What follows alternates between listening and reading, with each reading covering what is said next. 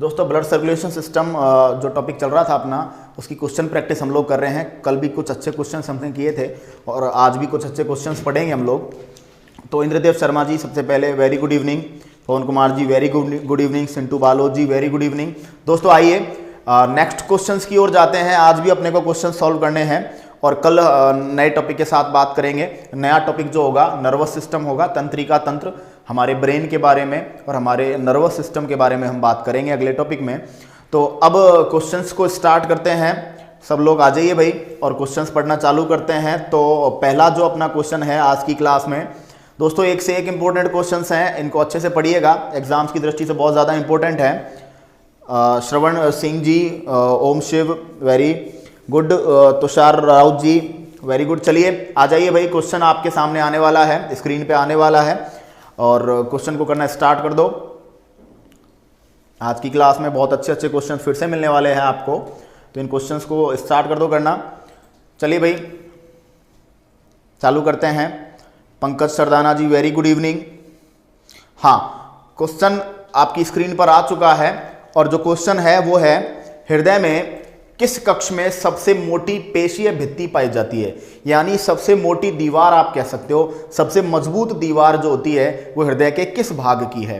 दाएं आलिंद की, दाएं निलय की, बाएं आलिंद की या बाएं निलय की? यानी कि राइट एंट्रिकल है, राइट आर्ट्रिकल है, राइट वेंट्रिकल है या लेफ्ट आर्ट्रिकल, लेफ्ट वेंट्रिकल। चारों के चारों जो हार्ट के चैम्बर हैं वो ऑप्शन में दिए हुए हैं आपको, और आप लोग बताइए कि क्वेश्चन कैसे आप लोग टिक करोगे इसे। तो भैया दो आंसर अपना, दायां आलिंद दायां निलय, बायां आलिंद बायां निलय। Option A B C D में से आंसर दीजिए। मैंने क्लास में डिस्कस किया था इसके बारे में, उसको फिर से मैं डिस्कस करूंगा। रामावतार चौधरी जी ए आंसर दिया है आपने। क्वेश्चन को ढंग से देखिए और समझिए। सबसे मजबूत सबसे मोटी पेशीय भित्ति किसकी पाई जाती है हमारे हार्ट में? और मैंने इसको अच्छे से डिस्कस किया था। जिन लोगों ने क्लास को बहुत अच्छे से फोकस किया होगा उन लोगों के लिए ये आंसर कोई ज़्यादा टफ नहीं है।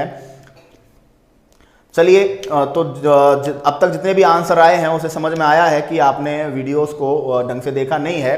देखिए मैंने बताया था हार्ट के 4 भाग हैं, हार्ट के 4 चैम्बर हम बनाते हैं और 4 चैम्बर में आपको बोला था ये आपका हो गया लेफ्ट आर्ट्रिकल, लेफ्ट वेंट्रिकल, ये हो गया राइट आर्ट्रिकल, ये हो गया राइट वेंट्रिकल, ये है आलिंद और ये है निलय, फिर ये आलिंद और ये निलय।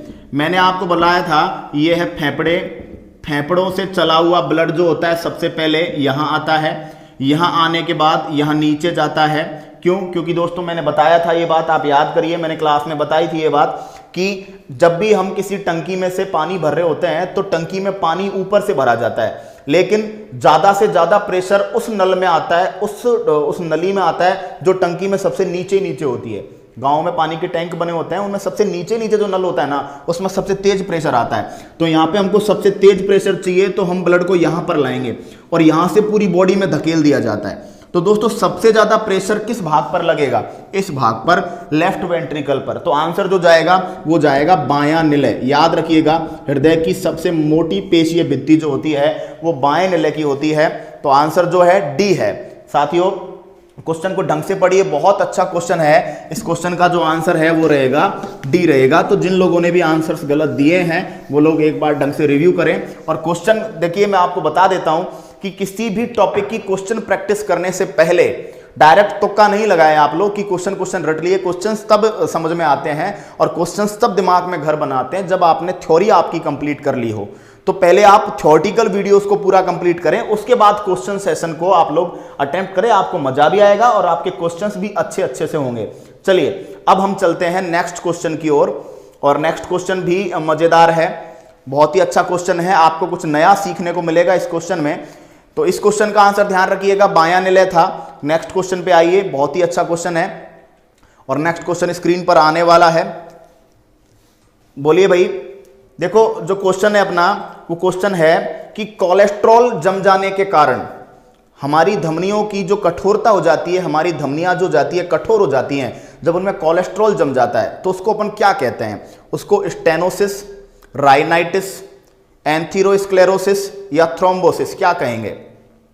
जब हमारी धमनियों में कोलेस्ट्रॉल जम जाता है तो उसे क्या कहा जाता है? जब हमारी धमनियों में कोलेस्ट्रॉल जम जाता है तो उसे क्या कहते हैं?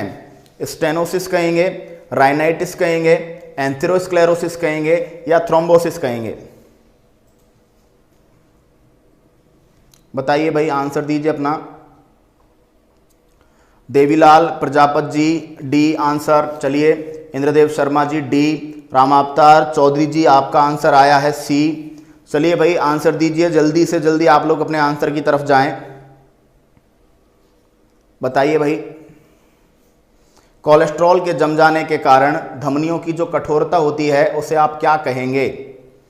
चलिए दोस्तों, मैं ये आंसर आपके सामने बताता हूं। इस क्वेश्चन का आंसर है सी और इस क्वेश्चन को हम कहेंगे एंथेरोस्क्लेरोसिस। दोस्तों, एक क्वेश्चन है जिस पर डाउट आपका गया है, थ्रोम्बोसिस। थ्रोम्बोसिस कहते हैं कि जब ब्लड का प्रेशर बहुत ज़्यादा हो जाए और बहुत ज़्यादा प्रेशर होने के कारण ब्लड का जो बहाव है वो रुक जाए और क्लॉट बन जाए वहाँ पर। तो जब क्लॉट बन जाएगा तो दोस्तों उसको हम कह देंगे थ्रोम्बोसिस। थ्रोम्बोसिस वर्ड जो है वो थक्का जमने को लेकर है। थ्रोम्बोसाइट कहते हैं प्लेटलेट को, ठीक है। प्रोथ्रोम्बिन वह प्रोटीन है जो कि ब्लड का थक्का जमाती है। तो थ्रोम्बोसिस जनरली क्लॉट को कहते हैं, लेकिन जब कोलेस्ट्रॉल जम जाए और उसके कारण धमनियां कठोर हो जाएं तो इसको हम कहेंगे एंथेरोस्क्लेरोसिस। आंसर इसका सी है। बहुत ही अच्छा क्वेश्चन है, याद रखिएगा कि कोलेस्ट्रॉल की अधिकता हो जाने पर हमारी जो आर्टरीज हैं, जो धमनियां हैं, वो बहुत ही ज्यादा क्या हो जाएंगी? कठोर हो जाएंगी। चलिए भाई, आगे चलते हैं। अगले क्वेश्चन का आंसर दीजिए आप। अगला भी क्वेश्चन बहुत इंपॉर्टेंट है, मजेदार आएगा आपके सामने क्वेश्चन। इसको मैं डिस्कस कर चुका हूं आपके सामने क्लास में कि हमारे हृदय में जब मरमर का साउंड आए, हमारे हृदय में मरमर, मरमर को बोलते हैं हम लोग फुसफुसाहट, फुसफुसाहट का जब साउंड आए, आप स्टेथोस्कोप डॉक्टर ने आपके हार्ट पे लगाया और आपके हार्ट पे लगाने के बाद उनको जो साउंड आया वो मरमर का साउंड आया। तो बताइए इस साउंड का मतलब क्या है? इससे हमको क्या इंडिकेशन मिलता है? आपको इंडिकेशन मिलता है दोषपूर्ण कपाट का। दोषपूर्ण कपाट का मतलब है कि हमारे जो बाल्व हैं उनमें कोई प्रॉब्लम है। दूसरा, ऑक्सीजन की कमी है। तीसरा, दिल का विस्थापन है। दिल का विस्थापन का मतलब क्या है कि दिल विस्थापन बोलते हैं डिस्प्लेसमेंट, कि हमारा जो हार्ट है वो हल्का सा अपनी जगह से डिसलोकेट हो गया है। नंबर डी है मांसपेशियों में विकास, यानी मांसपेशियां बहुत ज्यादा वृद्धि कर चुकी हैं। अर्पित Kumar ji very good evening. चलिए सबका किरण चौधरी जी आंसर सही है एकदम, आपका ए है। चल बाकी लोग भी बताएं, अपना आंसर दीजिए। पवन कुमार जी ए, अर्पित कुमार जी ए, रामावतार चौधरी जी बी। चलिए देखते हैं। देखिए साथियों, मैंने आपको बताया था जब हमारे कपाटों में कोई प्रॉब्लम होती है, जब हमारे कपाटों में कचरा जम जाता है, तो जब थक्का जम रहा होता है या जब हमको अटैक आ रहा होता है, हार्ट अटैक की प्रॉब्लम आती है, हृदयाघात की प्रॉब्लम आती है, तब हमारा जो स्टेथोस्कोप है उसमें मरमर की ध्वनि आती है। तो साथियों इसका जो आंसर रहेगा वो रहेगा ए, दोषपूर्ण कपाट। हमारे जो बाल्व्स हैं हार्ट में उनमें कहीं ना कहीं प्रॉब्लम होगी। और साथ में साथ ये बात भी बता देता हूं कि हमारे हार्ट में 4 बाल्व हैं टोटल, और वो जो 4 बाल्व है वो 3 प्रकार के हैं। प्रकार 3 है बाल्व्स के, लेकिन टोटल बाल्व 4 हैं। और 3 कौन कौन से हैं? एक तो है द्विवलनी बाइकस्पिड वाल्व, एक है त्रिवलनी ट्राइकस्पिड वाल्व, और एक दो जो बाल्व हैं वो है अर्धचंद्राकार सेमिल्यूनर। तो टोटल हो गए 4, लेकिन टाइप हुए 3। तो ये भी याद रखना है। और आपसे पूछ ले कभी कि बाल्व्स का काम क्या है, कपाटों का काम क्या है, तो कपाटों का काम है साथियों, कपाटों का जो काम है वो क्या है? कपाटों का काम है ब्लड के प्रवाह को एक दिशा में बनाए रखना। कपाटों से जो ब्लड गुजर गया वो उसी दिशा में वापस नहीं आएगा, वो पूरा घूम घाम के आएगा। तो कपाटों का कार्य याद रखोगे। हार्ट में बाल्व्स का क्या कार्य है? कि ब्लड को एक दिशा में प्रवाहित किए हुए रहना। नेक्स्ट क्वेश्चन की ओर चलिए। नेक्स्ट क्वेश्चन, मनुष्य के हार्ट में कितने बाल्व होते हैं? चलिए इस क्वेश्चन का आंसर मैं भी डिस्कस कर चुका हूं आपसे, तो प्रॉब्लम नहीं आ रही होगी। हार्ट में कितने बाल्व होते हैं? तो इसका आंसर अभी मैंने दे दिया था, ठीक है। और एक्चुअली क्वेश्चन देखा नहीं था, तो नेक्स्ट क्वेश्चन यही आ गया। तो मनुष्य के हृदय में कितने बाल्व है? 4 डालो भाई, अभी बताया है। टोटल बाल्व की जो संख्या है वो है 4। तो आपसे इस क्वेश्चन के लिए ज्यादा समय लेने की हमें आवश्यकता नहीं है। मनुष्य के हार्ट में टोटल बाल्व जो हैं वो 4 है। इंद्रदेव शर्मा जी आपने 5 लिखा है, क्या है ये? चलिए डिलीट किया, आपने अपनी गलती पहचान ली। ओके भाई, आंसर जो है सी है, 4 बाल्व हैं। ये अभी अपने डिस्कस किया था। नेक्स्ट क्वेश्चन आइए। नेक्स्ट क्वेश्चन, सर्वाधिक कोष्ठीय हृदय किसका है? सबसे ज्यादा चैम्बर किसके हार्ट में पाए जाते हैं? सबसे ज्यादा चैम्बर, सबसे ज्यादा कक्ष, सबसे ज्यादा कोष्ठ किसके पाए जाते हैं? नंबर फर्स्ट पे है मगरमच्छ, नंबर सेकंड पे है सर्प, नंबर 3 पे है मेंढक और नंबर 4 पे है कॉकरोच तिलचट्टा।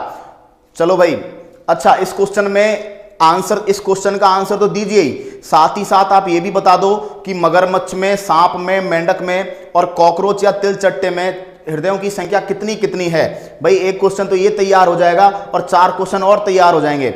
बताइए सर्वाधिक कोष्ठीय हृदय किसका होगा? और क्वेश्चन का आंसर दीजिए पहले, उसके बाद आपको यह भी बता देना है कि मगरमच्छ में कितना है, सांप में कितने कक्ष का है, मेंढक में कितने कक्ष का है और कॉकरोच में कितने कक्ष का है। किरण चौधरी जी बिल्कुल 13 हार्ट नहीं है, 13 चैम्बर है। हार्ट एक है, चैम्बर 13 है। चलिए बाकी लोग भी बताइए। कॉकरोच का तो आंसर आ चुका कि कॉकरोच के हृदय में सबसे ज्यादा कक्ष पाए जाते हैं और उनकी संख्या 13 है, ये बात मैं कर चुका था। अब लोग बताएं मगरमच्छ में कितने कक्षीय हृदय है, सांप में कितने कक्षीय हृदय है, मेंढक में कितने कक्षीय हृदय है, इनका आंसर दीजिए साथ में साथ। चलिए मैं डिस्कस करता हूं दोस्तों।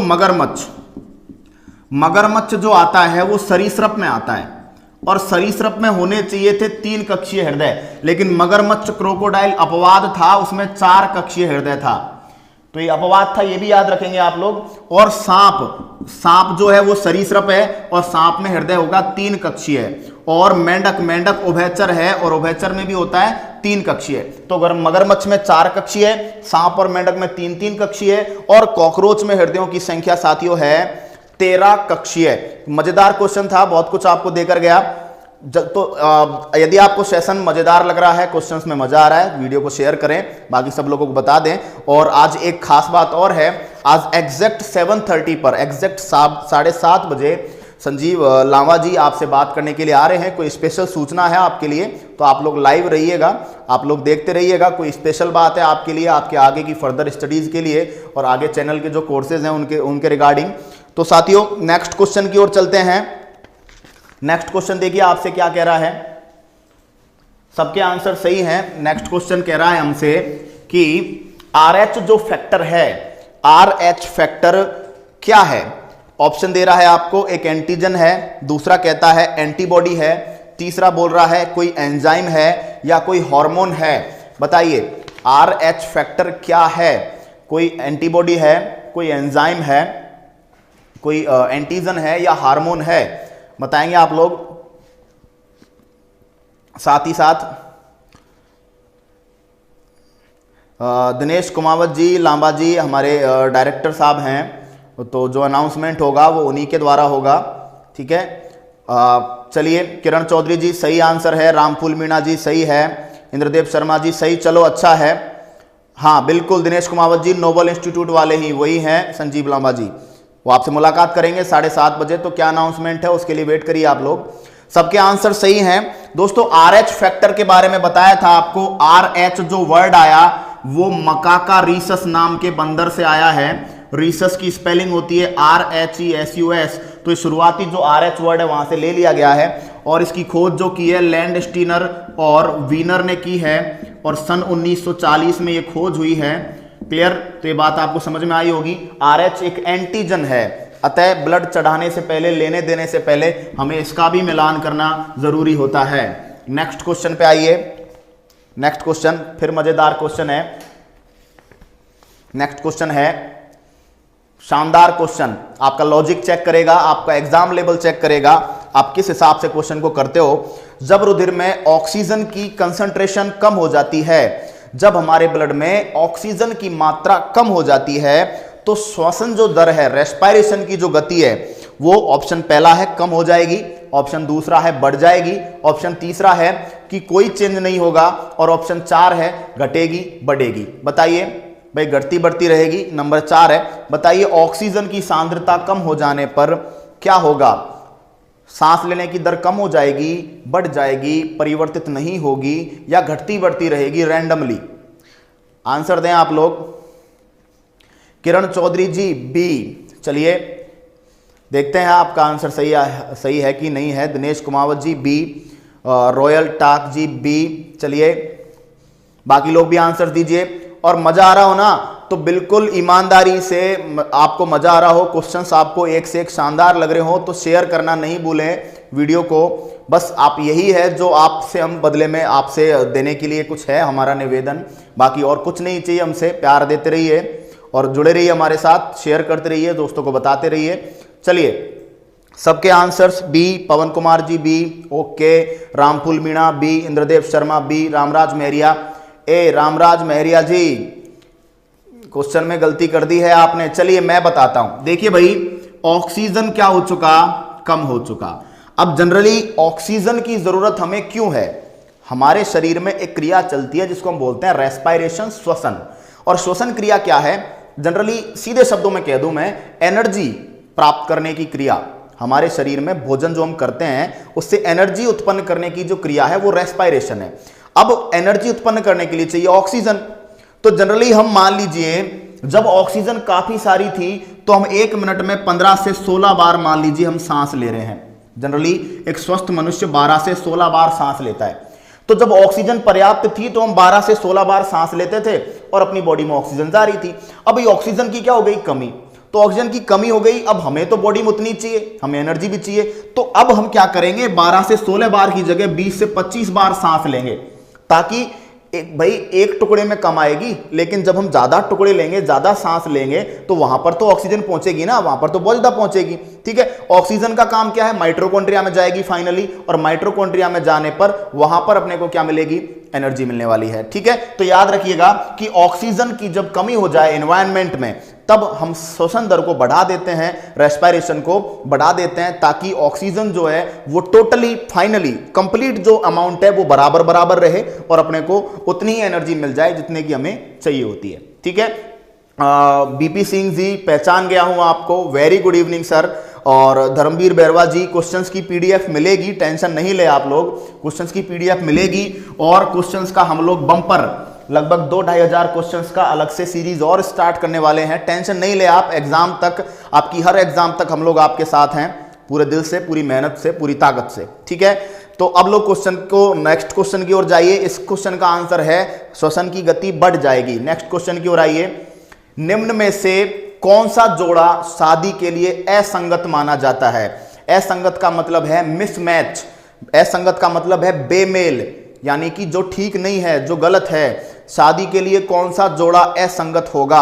ऑप्शन पहला RH प्लस पुरुष, RH प्लस महिला।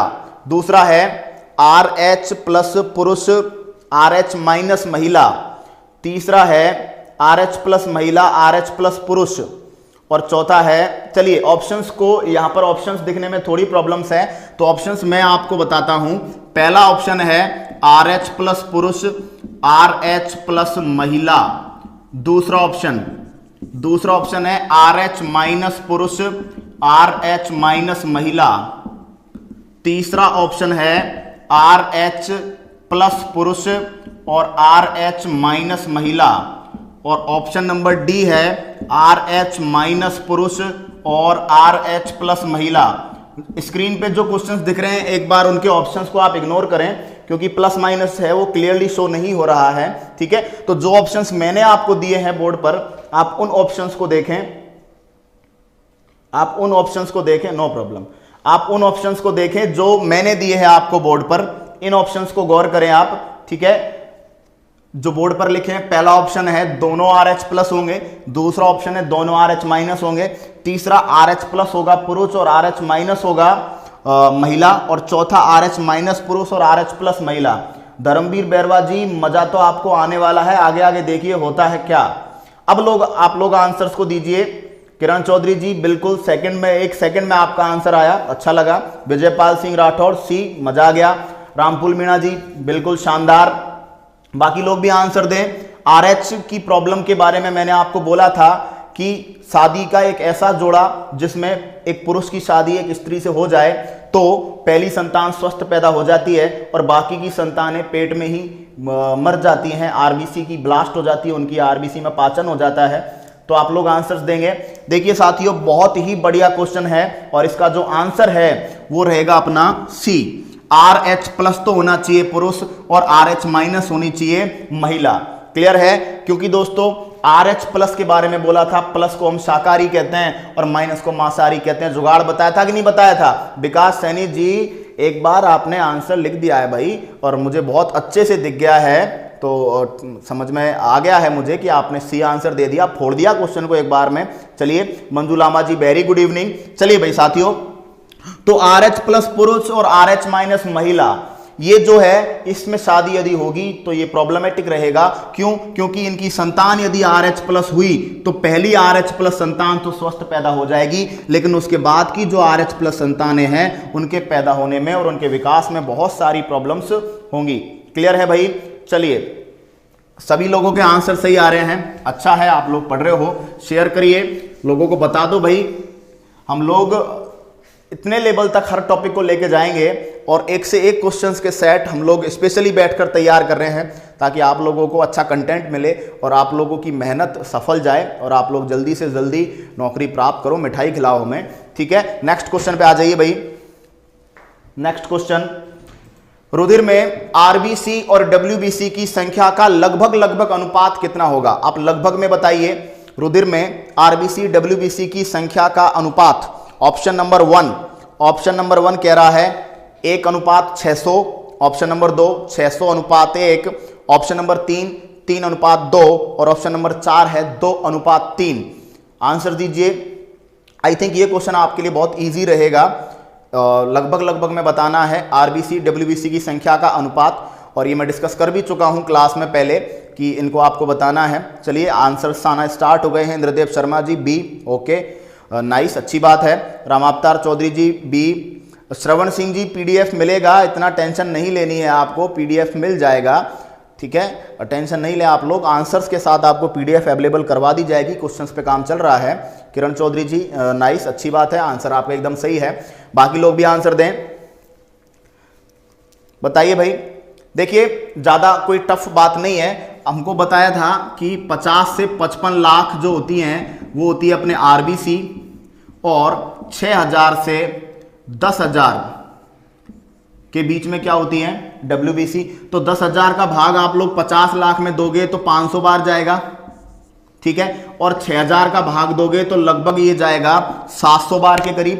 तो 6000 यदि डब्ल्यूबीसी होती है तो अनुपात हो जाएगा 700, और डब्ल्यूबीसी यदि 10,000 होती है तो अनुपात हो जाएगा 500। हम इनके बीच में ले लेंगे 600। तो याद रखिएगा 600:1 इसका आंसर है। लेकिन याद रखना, एग्जामिनर जब चतुराई करता है ना, एग्जामिनर जब अपनी औकात पे आता है तो वो सीधे क्वेश्चन को भी टफ बना देता है, सिंपल क्वेश्चन उसको भी घुमा देगा।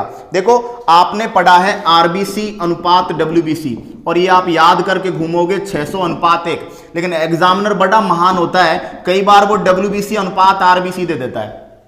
तो हमें तो क्या रटपिट के घूमते रहते हैं 600:1, ठीक है, लेकिन याद रखना है जब पहले डब्ल्यूबीसी दी हो तो अनुपात चेंज हो जाएगा 1:600। याद रखना, ये क्वेश्चन इस तरीके से घपला कर सकता है। धर्मवीर बैरवा जी डी आंसर क्यों होगा यार? 2:3। 2:3 का मतलब तो आपने सिंपल ये कह दिया कि आरबीसी तो हो गई कम और डब्ल्यूबीसी हो गई ज्यादा, ऐसा तो है ही नहीं। डब्ल्यूबीसी जो है वो तो केवल 6000 से 10,000 हैं, और जो आरबीसी है उनकी संख्या तो 1 घन मिलीमीटर में 50 से 55 लाख है, और 50 से 55 लाख है तो 50 से 55 लाख ज्यादा होता है या 6000 से 10,000 ज्यादा होता है? इस क्वेश्चन को आप ढंग से देखें, दोनों संख्याओं का अनुपात लेकर देखें, ठीक है, तो आपको पता चलेगा कि आरबीसी की संख्या डब्ल्यूबीसी से कभी भी कम नहीं रहेगी, और कम क्या, बहुत अंतर है यार, थोड़ा बहुत अंतर भी नहीं है, ठीक है। तो धर्मवीर बैरवा जी अब आपका डाउट क्लियर होगा। नेक्स्ट क्वेश्चन की ओर आइए। नेक्स्ट क्वेश्चन देखिए, बहुत ही शानदार और मजेदार क्वेश्चन एड्स रोग के बारे में है।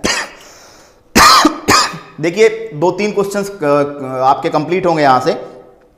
एड्स का जो वायरस है HIV, बहुत ही फेमस रोग आप देख रहे हो, एड्स एक्वायर्ड इम्यूनोडेफिशिएंसी सिंड्रोम। एक क्वेश्चन ये तैयार हुआ, एड्स की फुल फॉर्म है एक्वायर्ड इम्यूनोडेफिशिएंसी सिंड्रोम, ठीक है, और इसका जो वायरस है वो है HIV की full form human immuno virus. इसको ह्यूमन इम्यूनो वायरस भी कह देते हैं या फिर ह्यूमन इम्यूनो डेफिशिएंसी वायरस भी कहते हैं। डेफिशिएंसी का मतलब कमी, किसकी कमी? डब्ल्यूबीसी की कमी। डब्ल्यूबीसी हमें रोगों से लड़वाते हैं, तो रोगों से लड़ने वाले कम हो जाएंगे तो हमारी ताकत कमजोर हो जाएगी। और याद रखना, ये भी याद रखोगे, HIV एक रेट्रोवायरस है, ये याद रखना, कभी क्वेश्चन आ जाए आपके सामने।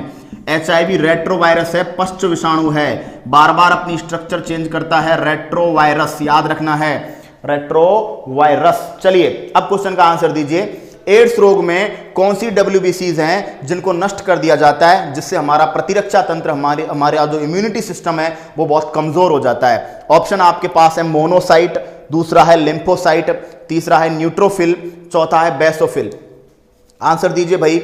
चलिए मंजू लांबा जी सही आंसर है, विजयपाल सिंह राठौर जी सही। चलो सब लोगों के आंसर सही आए हैं। देखिए भाई, पहला ऑप्शन मोनोसाइट, इसके बारे में थोड़ा डिस्कस कर दूं, सबसे बड़ी WBC है, रिपीट कर लीजिए, सबसे बड़ी साइज की WBC जो है वो मोनोसाइट है, ठीक है। और बिल्कुल किरण चौधरी जी बिल्कुल आपकी बात सही है, टी हेल्पर सेल्स जो होती हैं वो एक टाइप की लिम्फोसाइट है। लिम्फोसाइट दो टाइप की होती हैं, टी किलर और टी हेल्पर। वैसे लिम्फोसाइट पहले दो टाइप का होगा, टी लिम्फोसाइट और बी लिम्फोसाइट, क्लियर। फिर टी भी दो टाइप की होती है, टी किलर सेल्स और टी हेल्पर सेल्स, ठीक है। तो जनरली जो टी लिम्फोसाइट्स है उनकी संख्या खत्म हो जाती है, ठीक है। चलिए अब मोनोसाइट सबसे बड़ी WBCs है, और जब मोनोसाइट की संख्या बहुत ज्यादा बढ़ जाए, ये क्वेश्चन भी मैंने डिस्कस किया था, जब मोनोसाइट्स की संख्या बहुत ज्यादा बढ़ जाए तो हमें एक बहुत ही जानलेवा रोग होता है जिसे हम ब्लड कैंसर, ल्यूकेमिया के नाम से जानते हैं, क्लियर। और एड्स रोग में मोनोसाइट WBCs पर तो असर नहीं आता, लेकिन लिम्फोसाइट WBCs है उनकी संख्या बहुत कम हो जाती है। तो आंसर अपना बी है। Hetram ji very good evening. Dharmveer Bairwa ji कौन से क्वेश्चन में बात कर रहे हैं, एक बार मैं डिस्कस करूंगा। आप किस क्वेश्चन की बात कर रहे हैं डी ऑप्शंस को लेकर, तो मैं डिस्कस कर पाऊंगा, मैं समझ नहीं पा रहा हूं आप किस क्वेश्चन की बात कर रहे हैं। तो एक बार क्वेश्चन को टाइप करके आप लिख दें तो मैं उसको ढंग से एक्सप्लेन कर पाऊंगा, समझ पाऊंगा आप क्या कहना चाह रहे हैं। चलिए हाँ किरण चौधरी जी, टी लिम्फोसाइट, देखिए टी किलर और टी हेल्पर, ठीक है। तो टी लिम्फोसाइट दो टाइप की हो गई, टी किलर और टी हेल्पर, ठीक है। दो के बाद फिर इनके भी दो टाइप है, T4 T8, भाई T4 किलर और T8 किलर, और इसमें भी वही होगा T4 किलर और T8 किलर। तो टोटल हो गए ना चार, ठीक है। तो टोटल चार टाइप हो चुके हैं, टी किलर, टी हेल्पर, उसमें T4 T8, T4 T8, तो टोटल चार टाइप हो चुके हैं यहां पर, ठीक है। RH फैक्टर का मैंने चौथा ऑप्शन जो दिया था धर्मवीर बैरवा जी, चलिए इस क्वेश्चन को डिस्कस कर देता हूं मैं। चौथा ऑप्शन था RH नेगेटिव पुरुष और RH पॉजिटिव महिला, ये चौथा ऑप्शन था मैंने जो दिया था। तो भैया मैंने कहा था कि, मैंने आपको बोला कि माइनस तो प्लस के पास जा सकता है, ठीक है, प्लस नहीं जा सकता माइनस के पास, ठीक है। मैंने कहा था प्लस का रुधिर माइनस को नहीं चढ़ाना है, माइनस का रुधिर प्लस को आप चढ़ा सकते हो। तो महिला यदि पॉजिटिव होगी तो वो नेगेटिव बच्चे को भी अपने अंदर पाल सकती है और पॉजिटिव बच्चे को भी अपने अंदर पाल सकती है, क्लियर है। तो ध्यान रखना, ये प्रॉब्लम तभी होगी जब महिला का ब्लड ग्रुप क्या हो, नेगेटिव, तभी प्रॉब्लम होगी, अदरवाइज नहीं होगी। चलिए अब चलते हैं आगे, आगे आइए भाई, नेक्स्ट क्वेश्चन पे आइए। लिम्फोसाइट आंसर है, ठीक है। आगे की ओर चलते हैं, आगे की ओर चलते हैं। Very good evening Naresh Singh, Shravan Singh, बिल्कुल मजा आएगा, मस्ती जाएंगे हम लोग, एक से एक कंसेप्ट मिलेंगे आपको। विकास सैनी PDF मिलेगा, बट उसके लिए थोड़ा समय लगेगा। नेक्स्ट क्वेश्चन पे आइए। हीमोग्लोबिन की अधिकतम बंधुता किसके लिए होती है? ऑक्सीजन के लिए होती है, CO2 के लिए होती है, कार्बन मोनोऑक्साइड के लिए होती है, या नाइट्रोजन के लिए होती है? यानी हीमोग्लोबिन की सबसे ज्यादा मोहब्बत किसके साथ है? हीमोग्लोबिन सबसे ज्यादा किसके साथ जुड़ना चाहता है? ऑक्सीजन के साथ, CO2 के साथ, कार्बन मोनोऑक्साइड के साथ, या नाइट्रोजन के साथ? आंसर को बहुत सोच समझ के दो यारो, क्वेश्चन उतना सीधा नहीं है जितना कि आप लोग सोच रहे हो। साइंस है ये कब डुबोती है पता नहीं चलता, ठीक है। तो इतना सीधा नहीं है जितना आप लोग क्वेश्चन को समझ रहे हो। एक बार ढंग से सोचिए और उसके बाद मजा आएगा, क्वेश्चन बिल्कुल मजेदार लगने वाला है, ठीक है। इस क्वेश्चन ने आपको ला दिया ना जमीन पे, सबके आंसर गलत। एक किरण चौधरी जी आपका आंसर सही है, प्रभावित हुआ आपसे, आपके सारे क्वेश्चंस का आंसर लगभग सही जा रहा है, ठीक है, अच्छा है। उम्मीद है कि आप लोगों में से बहुत से हमारे साथी, हमारे भाई बहन नौकरी लगें, और नौकरी लगे तो हम लोगों को जल्दी से जल्दी मिठाई मिले और मजा आए। ठीक है, बस यही दुआ है कि आप लोग सक्सेसफुल हो और आपकी सक्सेस में कुछ हिस्सा हमारा हो। ठीक है, चलिए तो दोस्तों आंसर करते हैं। रामफूल मीणा जी सही है आंसर आपका भी। चलिए मैं डिस्कस करता हूं। देखिए भाई, एक है अपने पास ऑक्सीजन, एक है अपने पास CO2 और एक है अपने पास कार्बन मोनोऑक्साइड। तीन चीजें हैं। पहले दिमाग लगाओ, ऑक्सीजन तो अच्छी है, ये तो जहरीली है ही नहीं। CO2 जो है वो थोड़ी हार्मफुल है, थोड़ी नुकसानदायक है। और कार्बन मोनोऑक्साइड है, ये बहुत ज्यादा जहरीली है और ये जो होती है इसको साइलेंट सुसाइड गैस कहते हैं। मैंने पहले भी बताया था, मीठी नींद में मौत देने वाली गैस कहते हैं। आपने अखबारों में न्यूज सुनी होगी, बंद कमरे में अंगीठी या सिगरी जलाकर सोते हैं तो पहले गहरी नींद आती है और फिर आदमी की डेथ हो जाती है। ठीक है, तो जहरीलेपन का क्रम बताइए, इनकी टॉक्सिसिटी का ऑर्डर क्या है। यानी ऑक्सीजन तो बिल्कुल जहरीली नहीं है, कार्बन डाइऑक्साइड थोड़ी जहरीली है और कार्बन मोनोऑक्साइड सबसे जहरीली है। मतलब इनमें सबसे डेंजरस कौन है? Carbon monoxide. चलो हीमोग्लोबिन को छोड़ो यार, पहले दैनिक जीवन पे आओ। एक बात आपने सुनी होगी कि बुराई जो होती है ना, बुरी जो चीजें होती हैं, बुरी जो आदतें होती है, गंदी जो लत होती है, वो मनुष्य को ज्यादा अट्रैक्ट करती है। अच्छाई जो होती है ना, उसमें मजा कम आता है। भाई नीम की पत्तियां हैं, वो बॉडी के लिए बहुत अच्छी होती है, लेकिन उनको खाने में मजा नहीं आता, कड़वी लगती है। लेकिन तरह तरह की मिठाइयाँ जो कि बॉडी के लिए हार्मफुल है, तरह तरह की कचौड़ी, तरह तरह के आप लोग बर्गर वगैरह ये खाते हो आप, बेकरी प्रोडक्ट्स वगैरह जिनमें बहुत ज़्यादा फैट होती है, ये बहुत टेस्टी लगते हैं, बड़ा मज़ा आता है खाने में।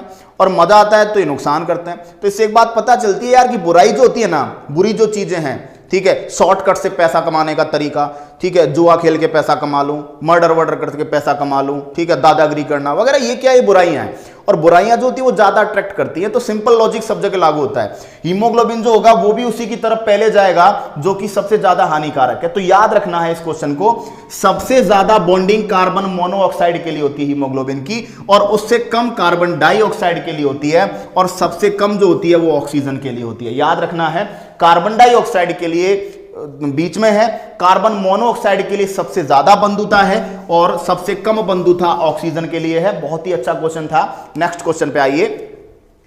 नेक्स्ट क्वेश्चन,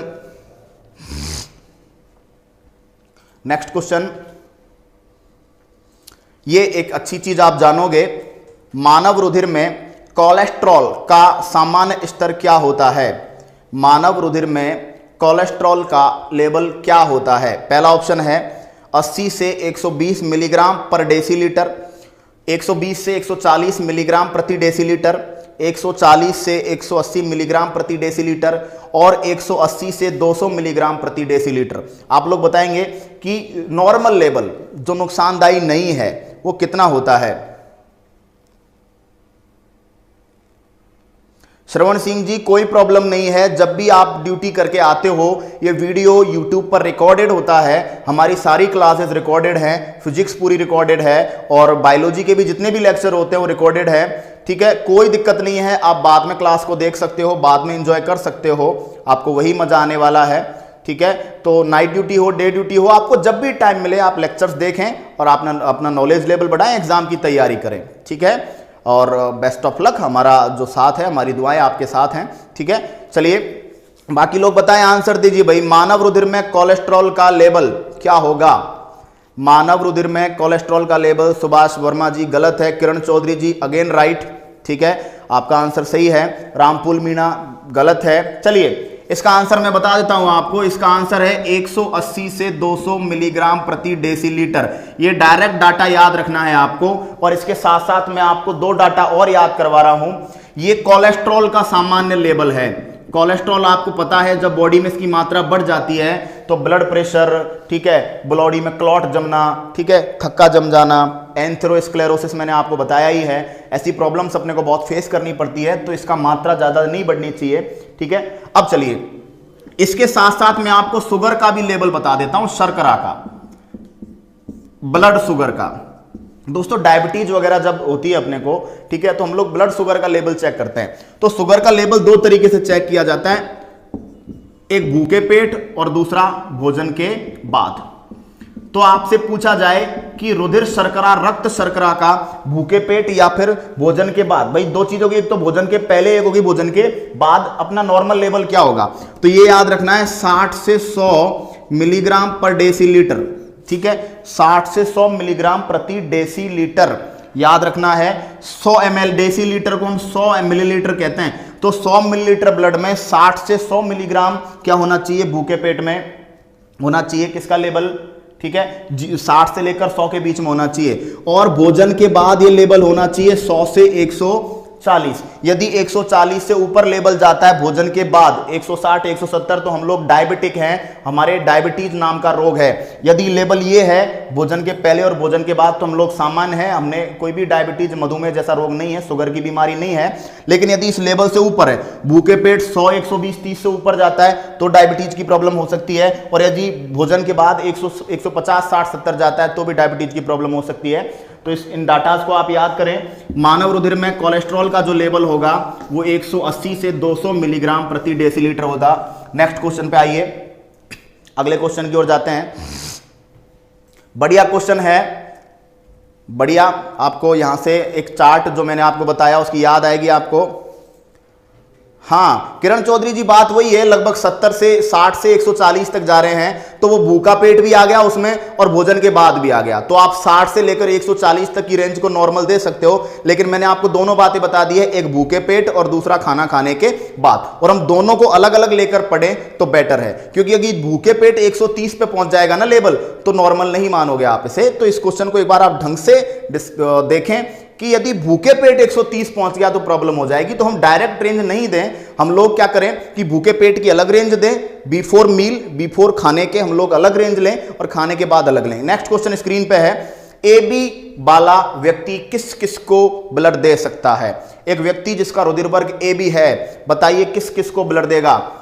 चार्ट याद आया, एक चार्ट आपको बताया था, ए बी ब्लड वाला व्यक्ति सुभाष वर्मा जी, शायद आपने पिछले वीडियोस में एक चार्ट जो बनवाया था वो नहीं देखा। वो चार्ट यदि आपका बन जाता तो क्वेश्चन सेकंड में जाके हल हो जाता आपका। बताइए भाई, आंसर्स दीजिए, क्वेश्चन को ढंग से करिए यार, तुक्का मत लगाओ, उड़ाओ मत, क्वेश्चन को स्लोली करो, डायग्राम बनाओ जो चार्ट आपको बनवाया था और उस चार्ट को बनवा के आंसर दो। देखिए कुछ याद आएगा, कुछ याद आएगा आपको, कुछ याद आएगा इस डायग्राम को देख के। मैंने एक चार्ट बनवाया था और बोला था कि ये देसी जुगाड़ है ब्लड ग्रुप का। ब्लड ग्रुप का कैसा भी क्वेश्चन आ जाए सेकंडों में फोड़ दोगे यदि ये चार्ट बना लिया। लेकिन बनाए कौन, याद आया भाई। देखो मैंने क्या बोला था, यदि चोंच आपकी साइड आ रही है तो ब्लड ले रहे हो, और चोंच आपकी साइड से जा रही है तो ब्लड दे रहे हो। पकड़ लो ए बी को, देखो ए बी किस किस को रक्त दे सकता है। देखो चोंच आ रही है, इससे ले रहा है, चोंच आ रही है ले रहा है, चोंच आ रही है ले रहा है, लेकिन इसकी साइड चोंच जा रही है तो ए बी की साइड चोंच जा रही है तो ए बी को दे रहा है। तो साथियों आंसर है A B. A B blood group को सर्वग्राही कहते हैं, ले तो सबसे सकता है लेकिन दे केवल ए बी को ही सकता है। तो क्वेश्चन कंफर्म हुआ होगा। नेक्स्ट क्वेश्चन, सुभाष वर्मा जी पिछली वाली क्लासेस देखो यार, फिर देखो क्वेश्चंस को धड़ल्ले से उड़ाओगे आप, ठीक है।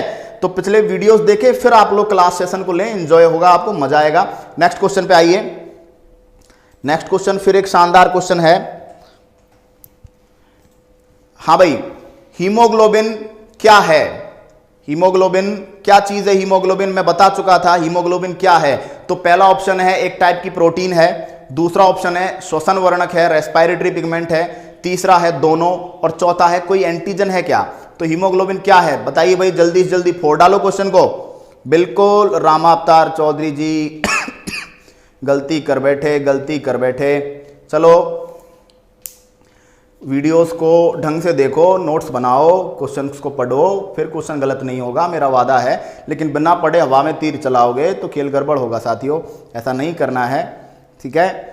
देखिए हीमोग्लोबिन बताया था, हीमोग्लोबिन क्या लगता है हमारा, हमारी क्या रिश्तेदारी है। हीमोग्लोबिन हमारा श्वसन वर्णक है, हीमोग्लोबिन श्वसन में सहायता करता है, साथ ही साथ बॉडी को कलर देता है, इसलिए हमारा श्वसन वर्णक है। लेकिन फिर पूछे कि हीमोग्लोबिन क्या है, कोई एंजाइम है, कोई हार्मोन है, कोई विटामिन है, कोई प्रोटीन है, तो फिर बोला था हीमोग्लोबिन एक जटिल प्रोटीन है। तो दोस्तों जटिल हो या सरल हो, है तो प्रोटीन ना, तो प्रोटीन भी है और श्वसन वर्णक भी है, तो आंसर जाएगा सी। सी आंसर कह रहा है दोनों। तो तो हीमोग्लोबिन एक प्रोटीन भी है और एक श्वसन वर्णक भी है, रेस्पिरेटरी पिगमेंट भी है। तो दोस्तों आंसर जो बनेगा सी बनेगा। प्रेमराज मीणा कोई बात नहीं, आ जाए हो तो पहले पिछले वीडियोस को देखो और उसके बाद क्वेश्चन सेशन को एंजॉय करना, मजा आएगा। और आगे की क्लासेस में रेगुलर रहना, अपने साथियों को भी बताना, ठीक है। और आज 7:30 बजे की जो अनाउंसमेंट है लांबा सर के द्वारा, उसके बारे में आप लोग ध्यान रखेंगे। नेक्स्ट क्वेश्चन पे आइए। नेक्स्ट क्वेश्चन पे आ रहे हैं हम लोग। एक हीमोग्लोबिन का अणु अपने साथ कितने ऑक्सीजन के अणुओं को लेकर जाता है, परिवहन करता है? हीमोग्लोबिन का एक अणु अपने साथ कितने ऑक्सीजन के अणुओं को बांधता है? ऑप्शन है अपने पास 2, 4, 6, 8। ऑप्शन बताइए। एक हीमोग्लोबिन का अणु कितने ऑक्सीजन को अपने साथ बांधता है? ठीक है, धर्मवीर बैरवा जी आंसर डी दिया है आपने। चलिए देखते हैं। रामावतार चौधरी जी बी। दो भाई आंसर जल्दी से जल्दी आने दो, धुआंधार फोड़ दो क्वेश्चंस को, ठीक है। चलो बी। हेतराम सायपुर जी सी। अरे तुक्का लगा रहे हो यार, ऐसा मत करो, ऐसे मत करो, काम नहीं चलेगा। नेगेटिव्स कंट्रोल करना सीखो, तुक्का नहीं लगाना है, ठीक है। मैं बताता हूं, आंसर 4 है। याद रखना, एक हीमोग्लोबिन का अणु 4 ऑक्सीजन को अपने साथ लेकर घूमता है। आंसर 4 है, याद रखना। नेक्स्ट क्वेश्चन पे आइए। नेक्स्ट क्वेश्चन पे आओगे। अच्छा क्वेश्चन है, मजेदार क्वेश्चन है। किस प्रोटीन को प्रतिस्कंदन प्रोटीन, एंटी क्लॉटिंग प्रोटीन के नाम से जाना जाता है? स्कंदन मैं बता दूं, रुधिर का थक्का जमना स्कंदन कहलाता है, और प्रति का मतलब हो जाएगा एंटी। तो ऐसी प्रोटीन बता दो जो थक्का जमने के विरोधी है। ऑप्शन हिपेरिन, प्रोथ्रोम्बिन, फाइब्रिनोजन या उपयुक्त सभी। धर्मवीर बैरवा जी बिल्कुल मजा आ गया इस बार। इंद्रदेव शर्मा जी एल्ब्यूमिन दिख रही है यार आपको, एल्ब्यूमिन प्रोटीन प्रतिस्कंदन है क्या? धर्मवीर बैरवा जी आंसर आपका सही है, हिपेरिन। दोस्तों मैंने शुरुआत की 2 प्रोटीन है, प्रोथ्रोम्बिन और फाइब्रिनोजन। ये दोनों थक्का जमने से रोकती नहीं है, ये दोनों तो थक्का जमाती हैं। और तीसरी प्रोटीन जिसको हमने प्रतिस्कंदक कहा था, एंटी क्लोटिंग कहा था, हिपेरिन, तीनों को ही लीवर मुक्त करता है। याद रखना, तीनों ही प्रोटीन लीवर या यकृत के द्वारा मुक्त की जाती है। याद रखना, तीनों ही प्रोटीन लीवर द्वारा मुक्त की जाती है, ठीक है। चलिए नेक्स्ट क्वेश्चन पे आइए। तीनों प्रोटीन लीवर द्वारा, और आंसर जो है अपना हिपेरिन है। नेक्स्ट क्वेश्चन पे आइए। नेक्स्ट क्वेश्चन पे आइए। अगला क्वेश्चन आपकी स्क्रीन पे आने वाला है। चलिए अब हम लोग नेक्स्ट क्वेश्चन ये था, एक बार बता देता हूं आपको। निम्न में से कौन सी प्रोटीन का निर्माण लीवर या यकृत में होता है? ये मैं डिस्कस कर चुका यार, हिपेरिन, प्रोथ्रोम्बिन, फाइब्रिनोजन। अभी बताया है आपको कि जो आंसर है वो है उपयुक्त सभी। जितनी भी प्रोटीन्स हैं उन सब का निर्माण जो होता है वो लीवर में होता है। तो आप लोग याद रखेंगे, आंसर इसका जो रहेगा वो लीवर रहेगा। चलिए अब कुछ अच्छे क्वेश्चंस को मैं खुद लिखकर आपको डिस्क्राइब करवाता हूं। कुछ अच्छे क्वेश्चंस हैं। देखिए पहला क्वेश्चन, एक हृदय चक्र में, बहुत ही अच्छा क्वेश्चन है, एक हृदय चक्र में कितने मिलीलीटर रुधिर पंप किया जाता है? क्वेश्चन है अपने पास, ये मैं खुद लिखकर आपको स्पेशली करवा रहा हूं। एक हृदय चक्र में कितने मिलीलीटर रुधिर पंप किया जाता है? ऑप्शन है 100 ml, बी है 70 ml, तीसरा है 5 से 6 लीटर, और डी है लगभग 1 लीटर। बहुत ही अच्छा क्वेश्चन आपके सामने है। एक हृदय चक्र में, हार्ट के चक्र के बारे में बताया था, एक हृदय चक्र में 0.8 सेकंड का समय लगता है। याद रखना, याद रखना, याद रखना, मजेदार डाटा है। 2 हृदय चक्र के बीच में हृदय आराम करता है। 2 हृदय चक्र मतलब 2 धड़कनें, 2 धड़कनों के बीच में हृदय आराम करता है, और 2 धड़कनों के बीच की अवधि होती है 0.8 सेकंड। तो कहीं पे भी क्वेश्चन आ जाए हृदय आराम करता है क्या? बिल्कुल करता है। कितना करता है? 0.8 सेकंड, बहुत कम आराम करता है, ठीक है। धनाधन काम करने लगा रहता है। फिर भी लोग इल्जाम लगाते हैं प्यार, मोहब्बत, इश्क, दिल। दिल का कोई रोल नहीं है भाई साहब, सारा रोल दिमाग का है। मस्ती प्लस इश्क बराबर मस्तिष्क। मजाक की बात है, सीरियसली नहीं लेना है। मस्तिष्क के संधि विच्छेद क्या है? मस्ती प्लस इश्क बराबर मस्तिष्क। तो दिल का रोल कहां से आया, सारा काम तो दिमाग कर रहा है यार। तो बताओ, मजाक को छोड़ो, यहां पे आओ। एक हृदय चक्र में कितने ml रुधिर पंप किया जाता है? ऑप्शन है 100 ml, 70 ml, 5 से 6 लीटर और 1 लीटर। आंसर दो, आंसर दो भाई। एक हृदय चक्र, एक धड़कन की बात चल रही है, एक धड़कन में कितने ml रुधिर पंप किया जाता है? 100 ml, 70 ml, 5 से 6 लीटर, 1 लीटर। बता दो, आंसर दो। ऑप्शंस हमारे जो पास हैं वो याद रखना, 100 ml, 70 ml, 5 से 6 लीटर और 1 लीटर। बताइए। देखिए भाई, मैं बताता हूं, आंसर 70 मिलीलीटर है। एक हृदय चक्र में 70 मिलीलीटर ब्लड पंप किया जाता है और 1 मिनट में लगभग 72 हृदय चक्र होते हैं। तो 70 से गुणा करोगे तो लगभग ये आएगा 7 दूना 14, 4 हासिल की 1, 7 7 49, 1 50, लगभग 5 लीटर। लेकिन 5 लीटर दोस्तों एक हृदय चक्र में नहीं है, 1 मिनट में है, याद रखना। क्यों? क्योंकि एक हृदय चक्र में 70 ml, 1 मिनट में हृदय चक्र होते हैं लगभग 72। तो एक हृदय चक्र के ब्लड को 1 मिनट के टोटल हृदय चक्रों से गुणा कर दिया तो 72 × 70 करोगे, आंसर जो आएगा वो लगभग 5 से 6 लीटर आ जाएगा 1 मिनट। तो दो डेटा याद रखने हैं कि एक हृदय चक्र में तो 70 ml और पूरे 1 मिनट में 5 से 6 लीटर रुधिर पंप किया जाता है। किसके द्वारा, किसके द्वारा किया जाता है बताओ भाई? ये किया जाता है पूरे हार्ट के द्वारा। क्वेश्चन नंबर 2, हृदय का पेस मेकर, हृदय का पेस मेकर कहां पाया जाता है? हृदय का पेस मेकर कहां पाया जाता है? ऑप्शन ए है आपके पास बायां आलिंद, ऑप्शन बी है बायां निलय, ऑप्शन सी है दायां आलिंद और ऑप्शन डी है दायां निलय। उड़ा दो क्वेश्चन को, बता दो भाई। हृदय का पेस मेकर, हृदय का गति प्रेरक, SA node, sino atrial node. Option है आपके पास कहां पाया जाता है? ऑप्शन है बायां आलिंद, बायां निलय, दायां आलिंद, दायां निलय। क्वेश्चन का जवाब देना है बहुत अच्छे से। धर्मवीर बैरबा जी, पिछले क्वेश्चन का आंसर 70 ml था एक हृदय चक्र में, 1 मिनट में 5 से 6 लीटर। आगे की बात करिए नेक्स्ट क्वेश्चन की। पेस मेकर कहां पाया जाता है? बायां आलिंद, बायां निलय, दायां आलिंद, दायां निलय। रामावतार चौधरी जी, ठीक है, आंसर आपने सी दिया है, बाकी लोग भी आंसर दें। रामावतार चौधरी जी बिल्कुल आपका आंसर देख लिया है, सी। बाकी लोग आंसर दें। रामफूल मीणा, सी दें भाई आंसर। आ जाइए, आंसर दीजिए। पेसमेकर कहां पाया जाता है? पवन कुमार, सी।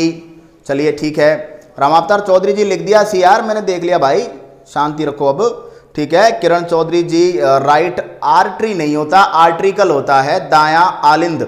आर्ट्रिकल लिखिए, आर्टरी धमनी को बोलते हैं, स्पेलिंग मिस्टेक पे ध्यान रखें, ठीक है। प्रेमराज मीणा जी कह रहे हैं बायां आलिंद, ठीक है, गलत है यार।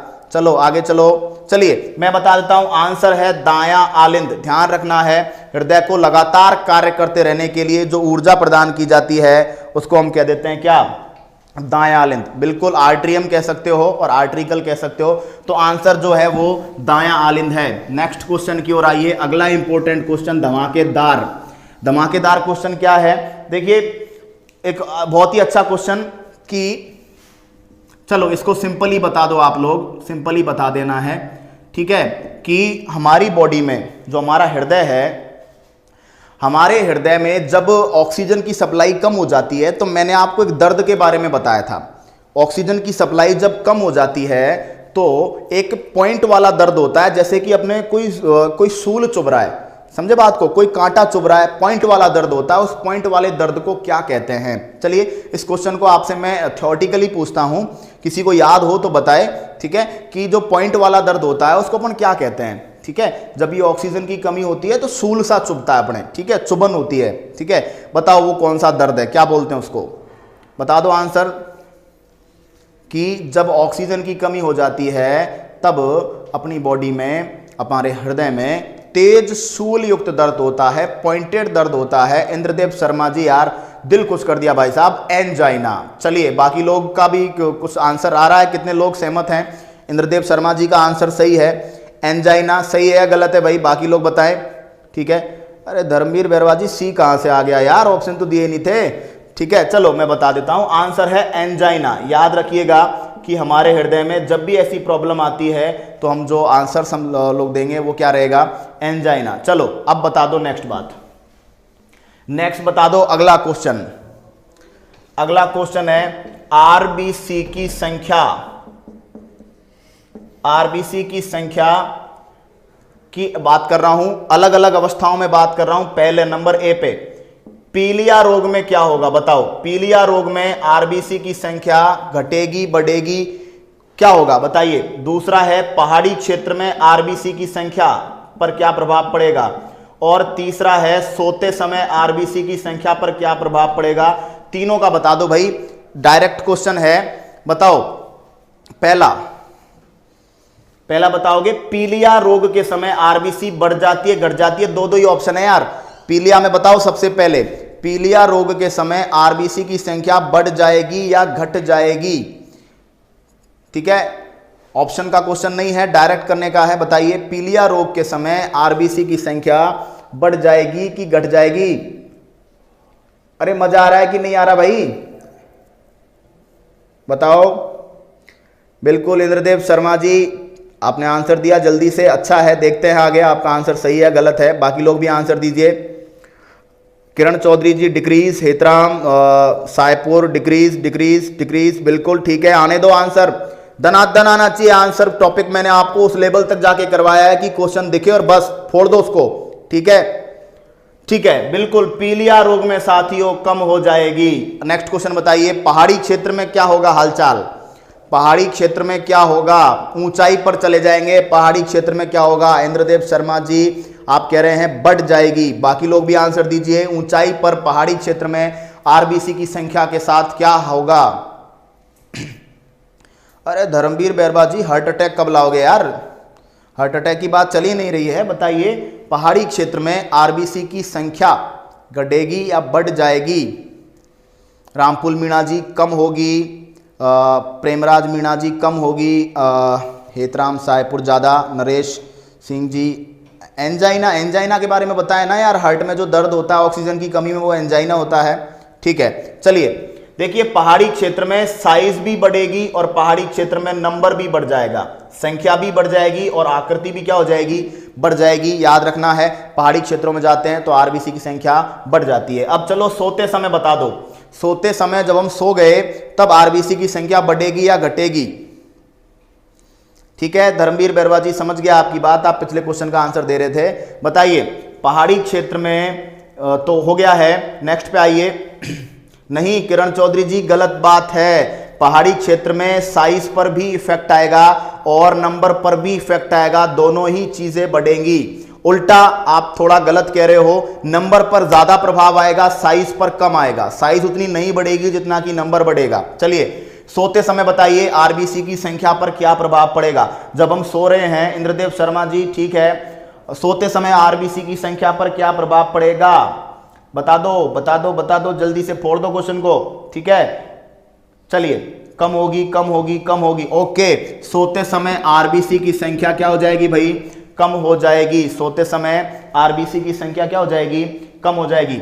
चलो तो साथियों, बहुत क्वेश्चंस प्रैक्टिस किए हैं, आगे भी बहुत सारे क्वेश्चंस इस टॉपिक से और बाकी के टॉपिक से हम लोग लेकर आने वाले हैं। क्लास में मजा आया हो ना यार, तो ईमानदारी से बस एक चीज बदले में कर देना, बाकी आपको अच्छा लगे तो, कंटेंट में मजा आया हो और क्लास में एनर्जी आई हो तो केवल उसी शर्त पर आप अपनी इच्छा से वीडियो को शेयर करें, अपने दोस्तों को बता दें कि आरआरबी जेईई के लिए जनरल साइंस और अदर सब्जेक्ट में द स्टडी कैफे ने अपनी धमाकेदार एंट्री कर ली है। लाइव क्लासेस में बहुत बूस्टअप किया जा रहा है, बहुत मस्त कंटेंट मिल रहा है, तो आप लोग बता दो, हल्ला उड़ा दो भाई साहब मार्केट में, ताकि सब लोगों को पता चल जाए कि यार कुछ हो रहा है। ठीक है, तो बस यही है, यदि पढ़ने में मजा आ रहा हो अपने साथियों को बता दो, शेयर करो ज़्यादा से ज़्यादा, सब्सक्राइब करिए वीडियो को। ठीक है, और पिछले वीडियोस नहीं देखे हैं तो पहले उनको देखें। हर एक सेशन में आपके लिए बहुत मजेदार कंटेंट मैं लाने वाला हूं और एक एक टॉपिक आपको ऑन टिप्स होगा, ये मेरा आपसे वादा है। और किसी भी एग्जाम में क्वेश्चन आ जाए फोड़ के आओगे पेपर को, साइंस में पक्का वादा है। अब तक साइंस में आप किसी एग्जाम में, भले ही आप साइंस की वजह से बाहर हुए हो, अब किसी भी एग्जाम में आप पास होगे तो उसमें सबसे बड़ा रोल साइंस निभाएगी, ये मेरा आपसे वादा है साथियों। ठीक है, अब विदा लेता हूं मैं आपसे। अब जो संजीव लांबा सर हैं वो आपके लिए कोई एक स्पेशल अनाउंसमेंट है, अभी तक मुझे भी नहीं पता है। ठीक है, तो वो लोग आपके सामने एक अनाउंसमेंट करने वाले हैं, तो आप लोग लाइव बने रहिए, आप देखते रहिए। ठीक है, और हमारे साथ जुड़े रहिए। बहुत अच्छा अनाउंसमेंट, कोई इंपॉर्टेंट बात है आपके लिए, तो उसके लिए वो आपसे एग्जैक्ट 7:30 पे मुलाकात करेंगे और मैं फिर कल बात करूंगा।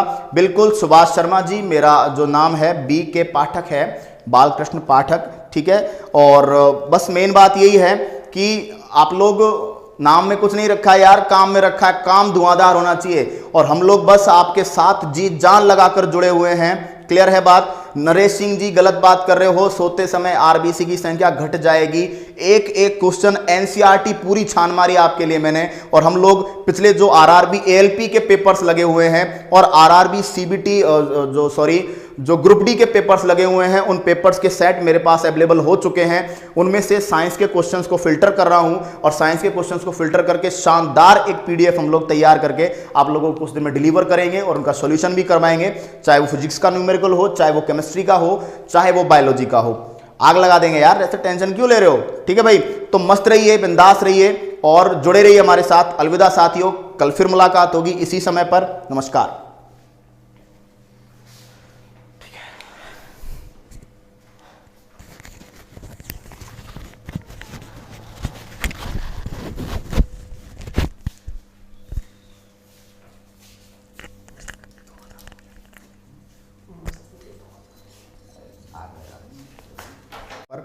हाँ तो भाइयों, सबको सबसे पहले very good evening. Dharmendra Bairwa, बहुत बहुत धन्यवाद। और क्लासेस ऐसे ही बहुत अच्छे से चलने वाली है, आप टेंशन नहीं लें, सब कुछ आपको अच्छा मिलने वाला है। सबको मेरी तरफ से गुड इवनिंग। दोस्तों, हम लोग पढ़ चुके थे, ब्लड सर्कुलेशन सिस्टम को कंप्लीट कर चुके थे। आज हमारा जो सेशन है वो क्वेश्चंस का है, क्वेश्चंस को डिस्कस करेंगे। तो एक के बाद एक बहुत अच्छे अच्छे क्वेश्चंस आपको यहाँ पर मिलने वाले हैं, तो अपने नॉलेज को आप लोग चेक करें। और पहला क्वेश्चन अब आपके सामने आ गया है स्क्रीन पर, तो आप देखें और अपने हिसाब से आप ऑप्शंस दें, आंसर दे भाई, मिलान करके देखिए। ABCD को आपको मिलान कर देना है 1 2 3 4 के साथ। नीचे ऑप्शंस आपको दिए गए हैं, उन ऑप्शंस के अकॉर्डिंग अपना आंसर दीजिए। देखिए क्वेश्चन कह रहा है सुमेलित कीजिए, यानी मैच करिए। ABCD में आपको देखो, एक तरफ आपको श्वेत कोशिकाएं दिया हुआ है, उसके नीचे आपको बिंबाणु दिया हुआ है, उसके नीचे लोहित कोशिकाएं दिया हुआ है और एक नीचे प्रोटीन दी हुई है, और उसके सामने आपको ग्लोबुलिन, एरिथ्रोसाइट, ल्यूकोसाइट और थ्रोम्बोसाइट्स दिए हुए हैं। तो आप लोग यहां पर आंसर देखिए, आपको जो भी आंसर लगता है वो आप सेट करिए। तीसरा थोड़ा उधर घुमाना है, ठीक है। तो भैया देखो इसको और अपना आंसर दो जल्दी। क्वेश्चन को देखिए, क्वेश्चन आपके सामने है स्क्रीन पे। कौन बिंबाणु है, कौन लोहित कोशिकाएं हैं, कौन प्रोटीन है और कौन श्वेत कोशिकाएं हैं। आप अपने आंसर्स दीजिए, उसके बाद मैं आपके सामने डिस्कस करूंगा कि इनका क्या आंसर होगा। करो भाई जल्दी से जल्दी, सोच समझ कर आंसर दो। सबको वेरी गुड इवनिंग।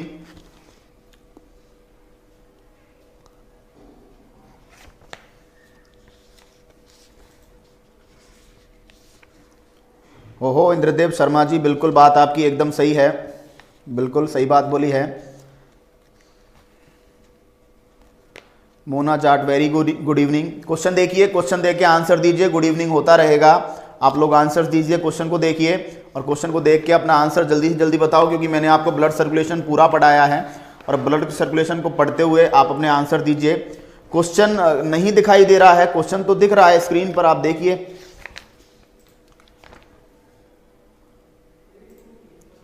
क्वेश्चन दिखाई दे रहा है, आप अब दिखाई दे रहा होगा।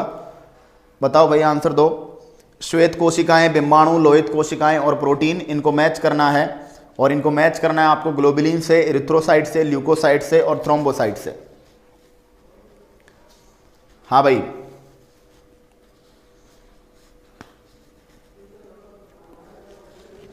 दिख गया क्वेश्चन? आंसर बताइए, आपका जो भी आंसर है जल्दी से बता दिए ए बी सी डी में से कौन सा ऑप्शन होगा।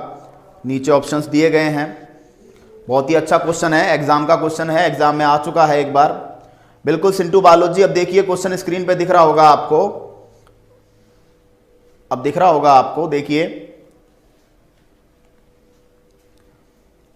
मंजू लामा जी वेरी गुड इवनिंग। दोस्तों शेयर करो और क्वेश्चन करते रहो, मजा आएगा। बिल्कुल आज की क्लास अच्छी होने वाली है।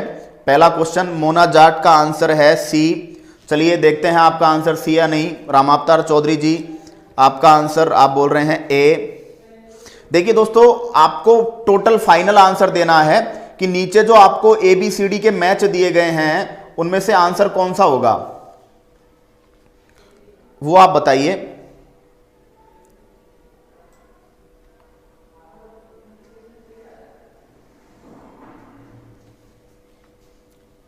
बी बी बिल्कुल, किरण चौधरी जी बी।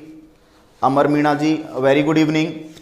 हाँ भाई दोस्तों दो आंसर जल्दी दो, मैंने आपको सारा पढ़ाया है। चलिए इस क्वेश्चन को मैं डिस्कस करता हूं, अगले क्वेश्चन पे आप अच्छे से फोकस करिए और इस क्वेश्चन को मैं समझाता हूं। दोस्तों सबसे पहला जो दिया है आपको व्हाइट ब्लड सेल, और व्हाइट ब्लड सेल जो होता है दोस्तों हम WBC को कहते हैं, और आपको बताया है मैंने कि WBC का जो कॉमन नेम होता है वो होता है ल्यूकोसाइट। तो सबसे पहले आएगा दोस्तों ए में आएगा नंबर 3। WBC को हम ल्यूकोसाइट कहते हैं, तो ए में रहेगा नंबर 3। उसके बाद जो बिंबाणु होता है, बिंबाणु दोस्तों हम प्लेटलेट को कहते हैं, तो प्लेटलेट के लिए हम चौथा जो यूज करेंगे थ्रोम्बोसाइट, तो बी में आएगा 4। उसके बाद दोस्तों लोहित कोशिकाएं, ऐसी कोशिकाएं जिनमें लोहा पाया जाता है, और दोस्तों जो लोहा होगा वो जो लोहा होगा पाया जाएगा आपको पता है आरबीसी में, और आरबीसी को हम कहते हैं एरिथ्रोसाइट, तो सी में आएगा दोस्तों 2। और चौथा आपसे पूछ रहा है प्रोटीन, तो निम्न में से प्रोटीन कौन सी है? प्रोटीन दोस्तों ग्लोब्यूलिन है, और आपको पता होगा अच्छे से कि ग्लोब्यूलिन प्रोटीन में आगे ग्लो वर्ड छिपा हुआ है, और मैंने आपको अच्छे से बताया था कि ग्लोब्यूलिन प्रोटीन जो है वो काम करती है हमें रोगों से लड़ने की क्षमता देने का, हमें इम्यूनिटी देने का। तो दोस्तों डी में जो आएगा वो आएगा 1। तो दोस्तों 3 4 2 1, 3 4 2 1 कौन सा ऑप्शन है? Option number B. तो दोस्तों option number B correct answer है। अगले क्वेश्चन को ढंग से देखिएगा, नेक्स्ट क्वेश्चन आपके सामने आने वाला है। इस क्वेश्चन में कहीं पर भी आपको डाउट हो आप लोग देखें। शंकर झा जी मैंने आपको बताया है WBC 5 टाइप की होती है, और 5 टाइप में न्यूट्रोफिल, बेसोफिल, इओसिनोफिल, मोनोसाइट और लिम्फोसाइट, 5 टाइप की WBC होती है। आप अपने पिछले वीडियोस देखें, वहां पे आपको एक वीडियो में सारा डिटेल मिलेगा, तो अच्छे से आप उसको देखें, वहां से आंसर को टिक करें। क्वेश्चन नंबर 2 दोस्तों, क्वेश्चन नंबर 2 आपसे बोल रहा है लाल रक्त कोशिकाओं का विघटन यानी आरबीसीज का विघटन मुख्यतः शरीर के किस अंग में होता है? सबसे पहला है आपके पास यकृत में, दूसरा है आपके पास प्लीहा स्प्लीन, तीसरा है आपके पास हृदय, और चौथा है आपके पास यकृत और प्लीहा दोनों। बताइए भाई। Hariprasad Saini ji very good evening. दोस्तों बिल्कुल सबसे पहला काम आपका यही है, शेयर कर दीजिए वीडियो को, सब लोगों को बता दीजिए क्लास स्टार्ट हो चुकी है। और बताइए भाई सेकंड क्वेश्चन का आंसर बताएं आप लोग। मैंने आपको बताया है बिल्कुल आरबीसी का विघटन स्थल, आरबीसी के लिए वह जगह जहां पर आरबीसी का विघटन होता है वह कौन सा अंग है? बताएं आप लोग। बिल्कुल रामावतार चौधरी जी सही बात है, किरण चौधरी जी आंसर एकदम आपका सही है। दोस्तों इस क्वेश्चन का आंसर रहेगा प्लीहा, और प्लीहा के बारे में एक बात और ध्यान रखना है, धर्मवीर वैरबा जी बिल्कुल गलत है आपकी बात। आरबीसी का जो आपने आंसर दिया है डी, यकृत और प्लीहा, दोस्तों ये विघटन स्थल नहीं है। यकृत और प्लीहा वह जगह है जिसमें आरबीसी का निर्माण होता है भ्रूण में। भ्रूण का मतलब एम्ब्रियो, जो बच्चा होता है मां के पेट में, उसके अंदर। क्लियर? तो क्वेश्चन नंबर 2 का जो आंसर है वो रहेगा बी प्लीहा। स्प्लीन कहते हैं, तिल्ली भी कहते हैं, और शरीर का ब्लड बैंक भी इसे कहते हैं। ये आप याद रखिएगा, एक क्वेश्चन टिक करिएगा। प्लीहा को आप बॉडी का ब्लड बैंक के नाम से जानते हो। ठीक है, सबके आंसर लगभग सही हैं। चलिए बिल्कुल नेक्स्ट क्वेश्चन की ओर चलिए। नेक्स्ट क्वेश्चन कहता है आपसे, क्वेश्चन नंबर नेक्स्ट की ओर जाना है। एक एक क्वेश्चन इंपॉर्टेंट है एग्जाम्स की दृष्टि से, जो कि आए हुए हैं। कुछ क्वेश्चंस प्रीवियस एग्जाम के हैं और कुछ क्वेश्चंस जो हैं वो अच्छे हैं, तो आप लोग उनको देखिए। क्वेश्चन नंबर नेक्स्ट आपके सामने आने वाला है, देखिए भाई। हाँ, लाल रक्त कणिका के दोनों पृष्ठ किस आकृति के होते हैं? लाल रक्त कणिका आरबीसी को कहते हैं, और आरबीसी के दोनों पृष्ठों के बारे में बताना है आपको कि आरबीसी के दोनों पृष्ठ जो होते हैं वो कैसे होते हैं, उनकी आकृति कैसी होती है, उत्तल होती है, अवतल होती है, समतल होती है, किस प्रकार से होती है? बताइए भाई, बताइए। अर्पित कुमार ए, रामावतार चौधरी जी बी। अर्पित कुमार जी एक बार क्वेश्चन को ढंग से देखें। शंकर झा जी ए, अमर मीणा जी सी, धर्मवीर बैरवा जी सी, इंद्रदेव शर्मा जी बी। बिल्कुल धर्मवीर बैरवा जी ने आंसर चेंज किया, आंसर बी पे आ गया है। चलिए अच्छी बात है, बाकी लोग आंसर दीजिए भाई जल्दी, ताकि मैं आपके सामने डिस्कस करूं। आरबीसी की शेप पूछ रहे हैं हम लोग, आरबीसी की शेप कैसी है? तो जिन लोगों ने वीडियो देखे होंगे अच्छे से उन सबको पता होगा इस क्वेश्चन का आंसर, क्योंकि मैंने अच्छे से डिस्कस किया था। चलिए भाई, टाइम अप हुआ आपका, मैं बताता हूं। दोस्तों मैंने आपको कहा था कि आरबीसी की जो शेप होती है वो डंबलाकार होती है, डंबल शेप होती है, और डंबलाकार होती है तो मैंने आपको ये डिस्कस किया था कि डंबल जो होता है हम ऐसे बनाते हैं। डंबल जो होगा हम बनाएंगे ऐसे, और जब इस स्ट्रक्चर की बात करेंगे तो ये अवतल लेंस की स्ट्रक्चर होती है, अवतल सतह की स्ट्रक्चर होती है। ये भी अवतल, ये भी अवतल, तो हम आंसर लिखेंगे दोनों सरफेस, दोनों ही सरफेस जो होंगी अवतल होंगी, और अवतल को इंग्लिश में कह देते हैं by concave structure. By concave का मतलब, बाई का मतलब दोनों, और कॉनकेव का मतलब अवतल, तो स्ट्रक्चर को हम कहते थे द्विअवतलाकार। आप लोग वीडियोस को ढंग से देखिए, नोट्स प्रिपेयर कीजिए, और उसके बाद क्वेश्चन सेशन, हर टॉपिक के बाद एक एक क्वेश्चन, इसी हर टॉपिक के बाद हम लोग एक एक सेशन क्वेश्चंस का ही लेकर आएंगे। बिल्कुल मोना जाट जी, आरपीएफ के लिए, आरपीएफ के सिलेबस में है ये टॉपिक, क्वेश्चन आ सकते हैं और आ भी रहे हैं पेपर्स में, ठीक है? तो आप लोग वहां पर ध्यान रखें, एक एक क्वेश्चन इंपॉर्टेंट है। ब्लड मैं आपको बता रहा हूं, रेलवे एग्जाम्स का और राजस्थान गवर्नमेंट की एग्जाम्स का बहुत फेवरेट सेक्शन है, बार बार क्वेश्चन एग्जाम्स में पूछे जाते हैं। क्वेश्चन नंबर नेक्स्ट पे आइए। तो दोस्तों जिन लोगों को इस क्वेश्चन में जिनका आंसर गलत रहा वो अच्छे से देखें। चलिए भाई, अब क्वेश्चन नंबर नेक्स्ट है, क्वेश्चन नंबर नेक्स्ट पे आइए भैया, देखते हैं। Babita ji very good evening. Question number next है, ग्लोबिन का विघटन किस तत्व के रूप में होता है? ग्लोबिन का विघटन किस तत्व के रूप में होता है? ऑप्शन है हमारे पास, ऑप्शंस हमारे पास जो हैं वो हैं फास्फोरस, कैल्शियम, अमीनो अम्ल, फास्फोरस, कैल्शियम, अमीनो अम्ल और लौह तत्व। बताइए भाई। बिल्कुल धर्मवीर वैरबा जी, आरआरबी जेई के सिलेबस के अकॉर्डिंग और रेलवे की जितनी भी एग्जाम्स होती है 0 टू टॉप लेवल, आप किसी भी एग्जाम में जाएं, चाहे पेपर इजी आए चाहे हार्ड आए, हम लोग 0 से टॉप पढ़ रहे हैं। और एक टॉपिक का लेवल देख चुके होंगे आप कि हमने ब्लड टॉपिक को किस लेवल पर पढ़ा है। ये मेरा आपसे ओपन चैलेंज है ये मेरा आपको, कि आप किसी भी चैनल पर कहीं पर भी ऑफलाइन और ऑनलाइन कोई भी पढ़ा रहा हो तो आप पहले टॉपिक को आप मैच करके देख लीजिए, आपको यही अंतर फील हो जाएगा, और ये अंतर आपको हर टॉपिक में फील होगा, ये मेरा आपसे वादा है। चलिए भाई, क्वेश्चन बताइए, ग्लोबिन का विघटन किस तत्व के रूप में होता है? देखिए ग्लोबिन मैं आपको बता देता हूं दोस्तों, ग्लोबिन जो प्रोटीन है वो हीमोग्लोबिन का पार्ट होती है। हीमोग्लोबिन हमारे ब्लड में पाया जाता है, और हीमोग्लोबिन के दो पार्ट होते हैं, एक होता है हीम और दूसरा होता है ग्लोबिन। तो आपसे पूछेगा कि ग्लोबिन का विघटन किस रूप में होता है? ग्लोबिन का विघटन किस रूप में होता है? देखिए दोस्तों, इस क्वेश्चन का काफी अच्छा क्वेश्चन है, बहुत ही अच्छा क्वेश्चन है, तो इस क्वेश्चन को आप लोग एक विशेष क्वेश्चन के रूप में याद रखेंगे, ठीक है? चलिए देखिए, आपको मैंने बताया था हीमोग्लोबिन, हीमोग्लोबिन, हीमोग्लोबिन के दो भाग होते हैं, पहला भाग होता है हीम या हीमेटिन, और दूसरा भाग होता है ग्लोबिन। पहला भाग हीम या हीमेटिन और दूसरा भाग क्या होता है दोस्तों? ग्लोबिन होता है। दोस्तों मैंने कहा था हीम वाले पार्ट में पाया जाता है लोहा, तो भैया जब हीम वाले पार्ट में है लोहा, तो आप कैसे कह सकते हो कि ग्लोबिन का विघटन करने पर लोहा आएगा? लोहा क्यों आएगा यार? हीम या हीमेटिन का विघटन करोगे तो लोहा आएगा ना, क्योंकि लोहा तो हीम या हीमेटिन में पाया जाता है, ग्लोबिन में पाया ही नहीं जाता। आप लोगों ने क्लास में देखा होगा, मैंने अच्छे से डिस्कस किया था। चलिए, तो दोस्तों आंसर लोहा तो नहीं होगा। सब लोग आंसर, ये क्वेश्चन इसीलिए मैंने दिया था क्योंकि हीमोग्लोबिन नाम सुनते ही सब लोग लोहा लोहा इस क्वेश्चन को करने लगेंगे, तो दोस्तों आंसर लोहे में नहीं देना है। अब देखिए मैं आपको बताता हूं इसका आंसर क्या होगा। दोस्तों ग्लोबिन एक प्रोटीन है और ये क्वेश्चन आपके जानने के लिए अच्छी बात है। आप जानोगे इस क्वेश्चन में, कुछ नया सीख रहे हो जो कि क्लास में आपको नहीं मिला, उससे हटकर आप कुछ देख रहे हो इस क्वेश्चन में। दोस्तों प्रोटीन क्या होती है? प्रोटीन एक बहुत बड़ी श्रृंखला होती है। प्रोटीन एक बहुत बड़ी चेन होती है जिसका निर्माण छोटे छोटे अमीनो अम्लों के द्वारा होता है। ये याद रखिएगा, प्रोटीन का निर्माण अमीनो अम्लों के द्वारा होता है। बहुत सारे अमीनो एसिड को ए लिख देते हैं। बहुत सारे अमीनो एसिड जब श्रृंखला बना लेते हैं, जब चेन बना लेते हैं, तो दोस्तों प्रोटीन का निर्माण हो जाता है। तो जब ये प्रोटीन विघटित होगी तो ये सभी अमीनो अम्ल क्या हो जाएंगे? एक दूसरे से अलग हो जाएंगे। तो दोस्तों आपका आंसर रहेगा ग्लोबिन का विघटन किस तत्व के रूप में होगा? तो दोस्तों आपका आंसर रहेगा अमीनो एसिड्स के रूप में ग्लोबिन का विघटन होगा।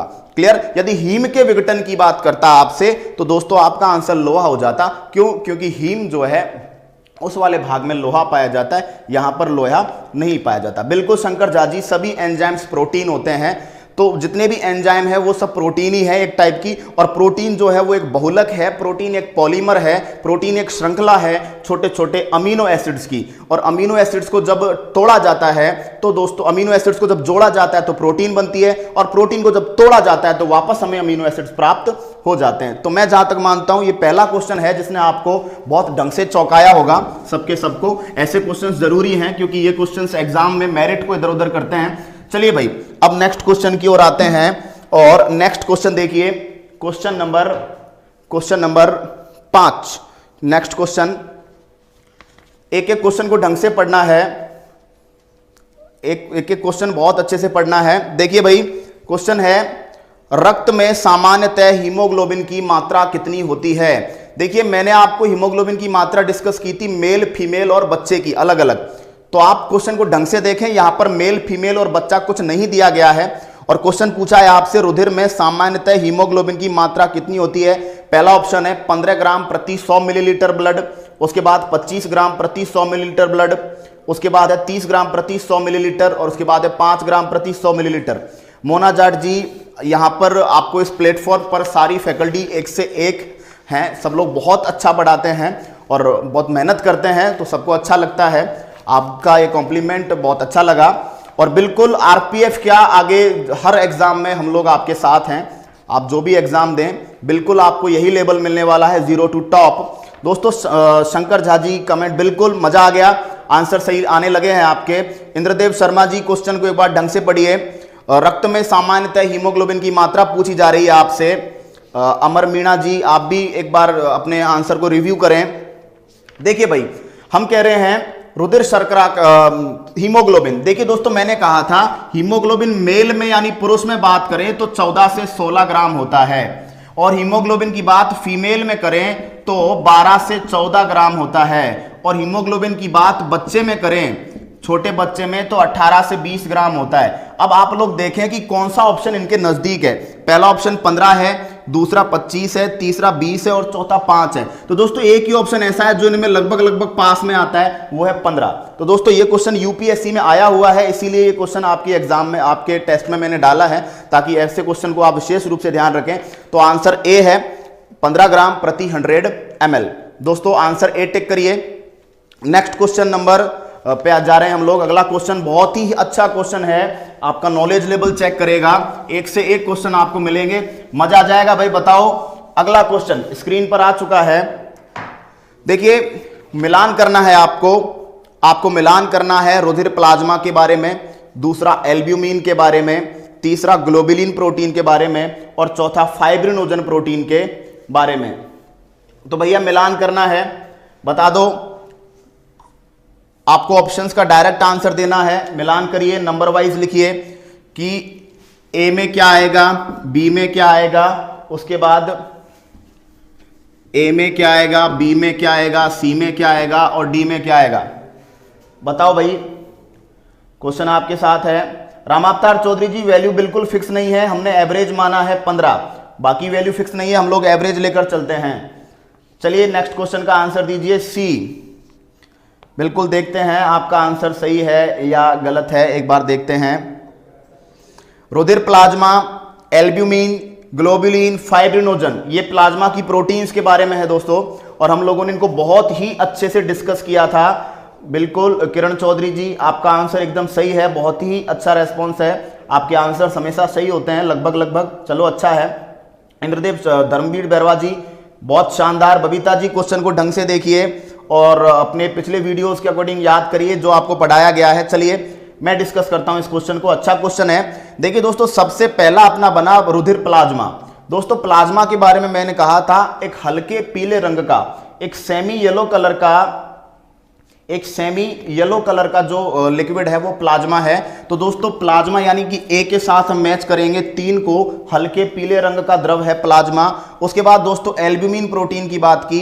दोस्तों एल्ब्यूमिन प्रोटीन जो होती है, मैंने आपको कहा था खनिज संतुलन या परासरण नियंत्रण के काम आती है, और परासरण को इंग्लिश में ऑस्मोसिस कहते हैं। तो परासरण का मतलब परासरणी दाब, और परासरणी दाब को कहते हैं ऑस्मोटिक दाब। ऑस्मोटिक प्रेशर को रेगुलेट करती है। तो बी के साथ हम लिखेंगे 4।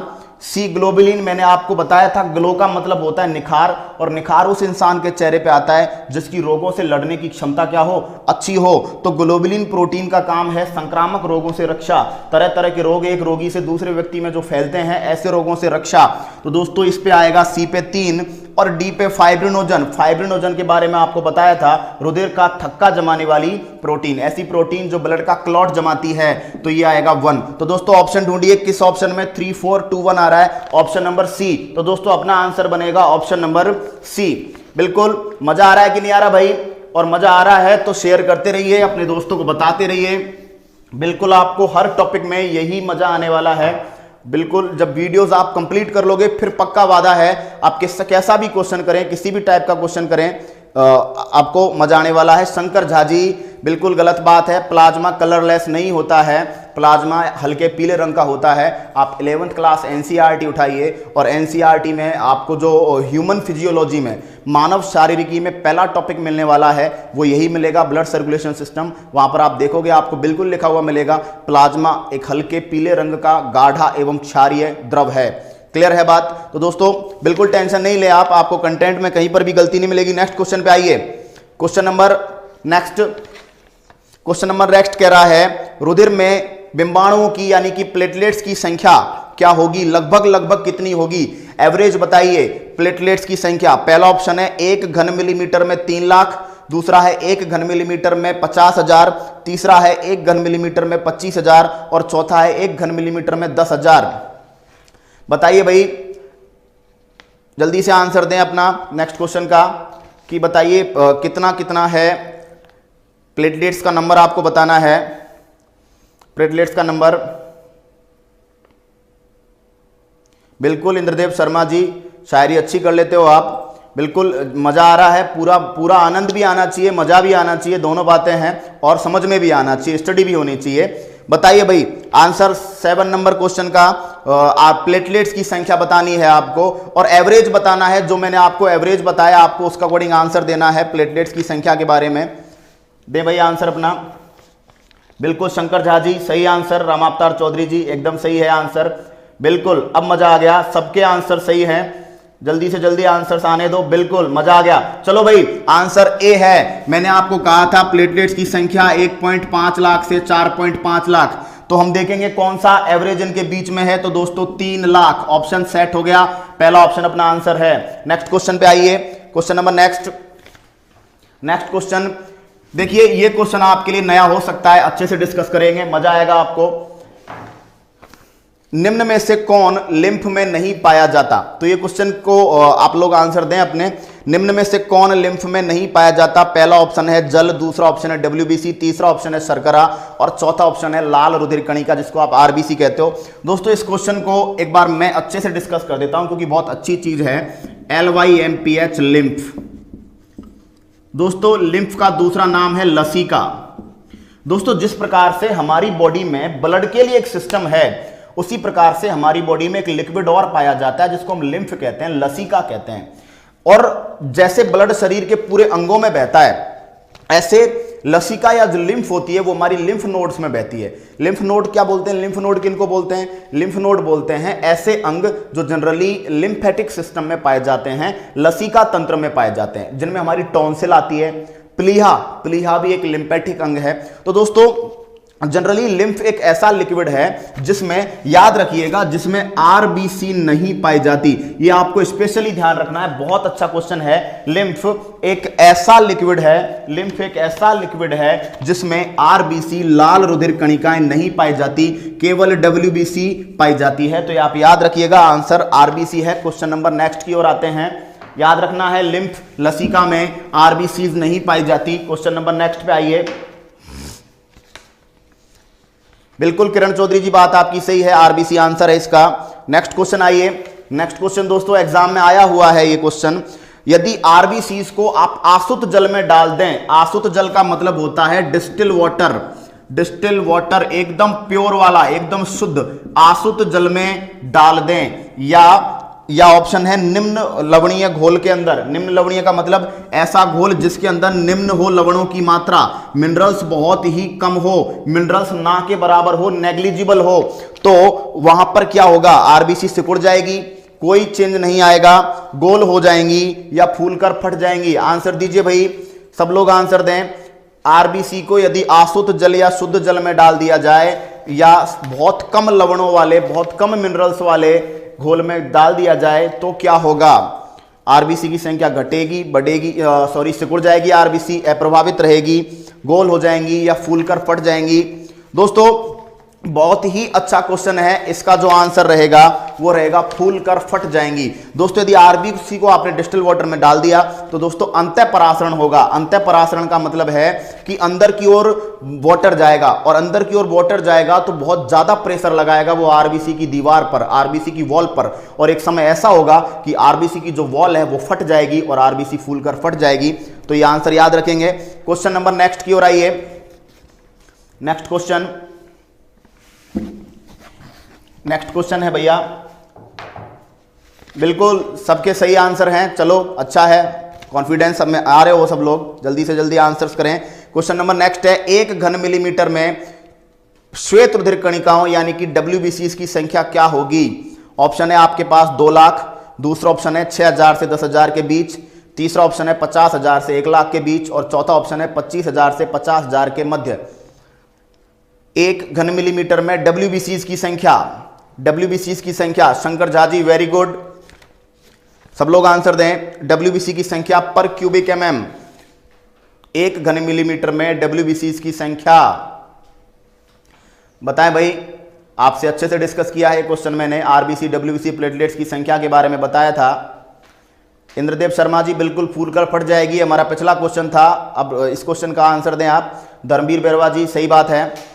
अमर मीणा जी शायद आपने पढ़ा नहीं है अच्छे से, एक बार फिर से देखें क्वेश्चन को। डब्ल्यूबीसी की संख्या पूछी जा रही है साथियों, और डब्ल्यूबीसी की संख्या के बारे में कहा था आपसे कि डब्ल्यूबीसी की जो संख्या होती है वो 6000 से 10,000 के बीच होती है, और आरबीसी की संख्या 50 से 55 लाख, और प्लेटलेट की संख्या 1.5 लाख से 4.5 लाख। डिस्कस किए थे कि नहीं किए थे। सबसे ज्यादा संख्या आरबीसी की, उससे कम संख्या प्लेटलेट की, और ब्लड में सबसे कम संख्या जो होगी वो किसकी होगी, डब्ल्यूबीसी की। तो संख्या का क्रम क्या रहेगा, आरबीसी, प्लेटलेट और डब्ल्यूबीसी। सबसे ज्यादा संख्या आरबीसी, उससे कम संख्या प्लेटलेट, और सबसे कम संख्या किसकी होगी भैया, डब्ल्यूबीसी की होगी। क्वेश्चन जहां तक है करेक्ट हुआ होगा आपका सबका। नेक्स्ट क्वेश्चन पे आइए। नेक्स्ट क्वेश्चन को ढंग से पढ़ेंगे, अच्छा क्वेश्चन है, लैंग्वेज पर डिपेंडेंट है। लैंग्वेज को जितना करोगे क्वेश्चन उतना अच्छा होगा, लैंग्वेज को जितना अच्छे से पढ़ोगे क्वेश्चन अच्छा होगा। Question number 11। Question number next आपसे क्या कह रहा है, देखिए आपको सत्य कथन बताना है, कौन सा कथन करेक्ट है। पहला ऑप्शन पूछ रहा है रुधिर में केवल एल्ब्यूमिन प्रोटीन ही पाई जाती है, पहला क्वेश्चन ये कह रहा है। दूसरा स्टेटमेंट कह रहा है रुधिर में लौह तत्व के अलावा किसी अन्य के लवण नहीं पाए जाते, और तीसरा कह रहा है रुधिर में मुख्यतः एल्ब्यूमिन, ग्लोब्यूलिन, प्रोथ्रोम्बिन, फाइब्रिनोजन नामक प्रोटीन पाई जाती है, और चौथा कह रहा है कि रक्त में लगभग 11% लवणों की मात्रा होती है। आप लोग बताएं कौन सा स्टेटमेंट करेक्ट है। सही कथन का चुनाव करना है। लैंग्वेज पढ़िए, और जहां तक मैं मानता हूं यदि आपने वीडियोस को ढंग से देखा होगा, हमारी क्लासेस को ढंग से देखा होगा, तो क्वेश्चन सेकंडों का है, सेकंड में आपका आंसर निकलेगा, बिल्कुल 1 सेकंड में। बिल्कुल मजा आ गया शंकर झा जी, किरण चौधरी जी, बिल्कुल सही आंसर है। देखिए भाई क्वेश्चन को ढंग से पढ़िए, क्वेश्चन को ढंग से पढ़िए, आंसर सबके आ रहे हैं। हरिप्रसाद सैनी जी वेरी गुड, इंद्रदेव शर्मा जी वेरी गुड। चलिए भाई, बिल्कुल राजकुमार रायसवाल जी सी आंसर करेक्ट है। दोस्तों पहला ऑप्शन देखिए, रुधिर में केवल एल्ब्यूमिन। दोस्तों केवल एल्ब्यूमिन नहीं है, एल्ब्यूमिन के अलावा भी बहुत कुछ है। दूसरा क्वेश्चन है, लोह तत्व के अलावा किसी अन्य के लवण नहीं पाए जाते। मैंने आपसे कहा था ऑर्गेनिक इनऑर्गेनिक दोनों प्रकार के, कार्बनिक अकार्बनिक दोनों प्रकार के लवण पाए जाते हैं, तो ये भी ऑप्शन सही नहीं है। नंबर सी कह रहा है एल्ब्यूमिन, ग्लोबुलिन, प्रोथ्रोम्बिन, फाइब्रिनोजन। दोस्तों 4 प्रोटीन्स मैंने आपको पढ़ाई है, उन चारों के नाम है यहां पर, तो आंसर अपना यही है। नंबर नेक्स्ट क्वेश्चन पे आइए, क्वेश्चन नंबर नेक्स्ट पे आइए आप लोग। ईसीजी। दोस्तों ईसीजी इलेक्ट्रोकार्डियोग्राम किसकी गतिविधि को मापता है? ईसीजी किसकी गतिविधि को मापता है? इलेक्ट्रोकार्डियोग्राम बताएंगे आप लोग। ईसीजी किसकी क्रियाविधि को मापता है? ऑप्शन है ए, दूसरा है हृदय, तीसरा है वृक्क, चौथा है फुफ्फुस, फुफ्फुस को बोलते हैं लंग्स। तो जल्दी से अब नेक्स्ट क्वेश्चन पे फोकस करिए। ईसीजी, ईसीजी किसकी जांच करता है? ईसीजी किसकी क्रियाविधि को मापता है? ईसीजी किसकी क्रियाविधि को मापता है? बहुत ही सिंपल क्वेश्चन है, आप एक बार में पहचान जाओगे। क्यों? क्योंकि दोस्तों यहां पर ईसीजी नाम भी दिया हुआ है इलेक्ट्रोकार्डियोग्राफ, और कार्डियो शब्द कार्डियोलॉजी, और कार्डियो शब्द दोस्तों हार्ट के लिए काम में लेते हैं। चलिए ईसीजी की बात की है, मैं आपको और चीज और बता देता हूं। एक होती है ईईजी, इलेक्ट्रोएन्सेफेलोग्राफी। ईसीजी तो होती है इलेक्ट्रोकार्डियोग्राफी, और ईईजी होती है इलेक्ट्रोएन्सेफेलोग्राफी, और इलेक्ट्रोएन्सेफेलोग्राफी की जाती है ब्रेन की, मस्तिष्क की। तो याद रखिएगा, हृदय की जांच का नाम होता है ईसीजी और ब्रेन की जांच का नाम होता है ईईजी। और इसके अलावा एक और बता रहा हूं, ईएमजी। ईएमजी की फुल फॉर्म है इलेक्ट्रोमायोग्राफी, इलेक्ट्रोमायोग्राफी। दोस्तों मैंने आपको कहा था मायो शब्द का मतलब होता है मायोलॉजी, और मायोलॉजी स्टडी होती है पेशियों की, तो मसल्स की स्टडी को मायोलॉजी कहते हैं। तो याद रखिएगा, पेशियों की क्रियाविधि, मसल्स की क्रियाविधि, हमारी मांसपेशियों की क्रियाविधि का अध्ययन करना हो तो हम ईएमजी काम में लेते हैं। तो आई थिंक अब आपको एक के साथ 3 क्वेश्चन सेट हुए होंगे। ईसीजी, ईईजी और ईएमजी नोट डाउन करिएगा, बहुत ज्यादा पूछे जाते हैं। नेक्स्ट क्वेश्चन की ओर चलिए भाई, नेक्स्ट क्वेश्चन की ओर। नेक्स्ट क्वेश्चन बहुत ही अच्छा क्वेश्चन है, और इस क्वेश्चन के माध्यम से भी मैं आपको 3 से 4 क्वेश्चंस को करवाने वाला हूं। इस क्वेश्चन के माध्यम से भी आपको 3 से 4 क्वेश्चंस पढ़ने को मिलेंगे। विश्व में पहली बार हार्ट ट्रांसप्लांट, हृदय प्रत्यारोपण, एक व्यक्ति का हृदय दूसरे व्यक्ति को लगाने का कार्य पहली बार किसके द्वारा किया गया? दोस्तों एक के साथ 2-3 क्वेश्चंस हैं यहां पर, तो आप लोग आंसर दें, और उसके बाद मैं आपको बताता हूं कितने क्वेश्चंस यहां पर आपको पढ़ने को मिलेंगे। तो पहली बार हार्ट ट्रांसप्लांट का काम, एक व्यक्ति का हृदय दूसरे व्यक्ति को किसने लगाया था? भैया आंसर दीजिए। शंकर झा जी बिल्कुल ठीक है, इंद्रदेव शर्मा जी ठीक है, अनिल जांगड़ी बिल्कुल सही बात है, किरण चौधरी जी आंसर एकदम सही है आपका। बाकी लोग भी आंसर दें कि सबसे पहली बार हार्ट ट्रांसप्लांट किसने किया। दोस्तों चलिए क्वेश्चन का आंसर मैं देता हूं, और 1-2 क्वेश्चन और हैं यहां पर। दोस्तों आंसर तो है क्रिश्चियन बर्नार्ड, दक्षिण अफ्रीका के थे। याद रखना है, पहली बार जो हार्ट ट्रांसप्लांट हुआ वो साउथ अफ्रीका में हुआ, दक्षिण अफ्रीका में हुआ, और ये काम हुआ सन 1967 में। सन भी याद रखेंगे, और जिस साइंटिस्ट ने किया था उनका नाम था डॉक्टर क्रिश्चियन बर्नार्ड। दोस्तों पहली बार हार्ट ट्रांसप्लांट का काम किसने किया है? क्रिश्चियन बर्नार्ड ने किया है। अब चलिए दोस्तों, इस क्वेश्चन के साथ एक नाम और मिला है आपको, डॉक्टर वेणुगोपाल। दोस्तों भारत में पहली बार यह काम 1994 में हुआ, और यह काम हुआ दिल्ली एम्स में। एम्स दिल्ली का जो हॉस्पिटल है अपना, all India institute of medical science Delhi, वहां पर यह काम 1994 में इंडिया में पहली बार हुआ, और वहां यह काम डॉक्टर वेणुगोपाल ने किया था। तो यह भी एक क्वेश्चन है, पहला ऑप्शन जो है वो उसके बारे में है कि भारत में यह काम पहली बार किसने किया है। इसके बाद एक चौथा ऑप्शन आपको यहां पर मिल रहा है, रॉबर्ट जार्विक। दोस्तों यहां पे बता देता हूं आपको, रॉबर्ट जार्विक। दोस्तों रॉबर्ट जार्विक पहले ऐसे साइंटिस्ट थे, रॉबर्ट जार्विक पहले ऐसे साइंटिस्ट हैं, याद रखना बहुत इंपॉर्टेंट क्वेश्चन है, जिन्होंने कृत्रिम हृदय बनाया। कृत्रिम हृदय आप जानते हो, कृत्रिम हृदय आजकल एक ऐसा उपकरण आया है जिसमें हृदय की जगह पर उसे लगा दिया जाता है, तो जिन लोगों का हार्ट खराब हो जाता है उन लोगों को सप्लीमेंट के तौर पर काम आता है। तो दोस्तों पहला जो कृत्रिम हृदय विश्व में बना उसको रॉबर्ट जार्विक नाम ने 1985 में बना था, और कृत्रिम हृदय जो पहला था उसका नाम रखा गया जार्विक 7, ये याद रखना है आपको। विश्व के प्रथम कृत्रिम हृदय का नाम रखा गया था जार्विक 7। बहुत ही अच्छा क्वेश्चन है। और आपसे पूछे कृत्रिम हृदय किस किस चीज का बना होता है, तो कृत्रिम हृदय रबड़ और एल्यूमिनियम का बना होता है। कृत्रिम हृदय रबड़ और एल्यूमिनियम का बना होता है साथियों। आंसर को याद रखिएगा। इस क्वेश्चन का आंसर तो है क्रिश्चियन बर्नार्ड, लेकिन साथ ही साथ 2-3 क्वेश्चन और हमने तैयार किए, इनको आप लोग नोट डाउन करिएगा। नेक्स्ट क्वेश्चन की ओर आइए। नेक्स्ट क्वेश्चन आइए, नेक्स्ट क्वेश्चन की ओर।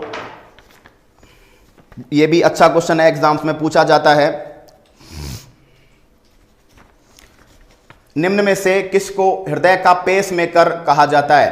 पेसमेकर को हिंदी में गति प्रेरक कहते हैं। एक वर्ड और काम में लिया जाता है, हार्ट ऑफ हार्ट, हृदय का हृदय। तो 3 क्वेश्चन है एक साथ। हृदय का हृदय किसको कहते हैं, हृदय का पेसमेकर किसको कहते हैं, और हृदय का जो गति प्रेरक है हिंदी में बात करें तो किसे कहा जाता है? ऑप्शन बताइए। पहला ऑप्शन है एस ए नोड, दूसरा ऑप्शन है एवी नोड, तीसरा नोड है एवी सेप्टस, और चौथा ऑप्शन भी इसमें सेम दिया गया है, तो चौथे ऑप्शन को आप इग्नोर करें।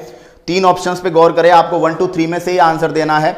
S A node, AV node, AV septum, और चौथे को आप ऑल ऑफ दीज आंसर मान के दे सकते हैं। तो बताइए भाई।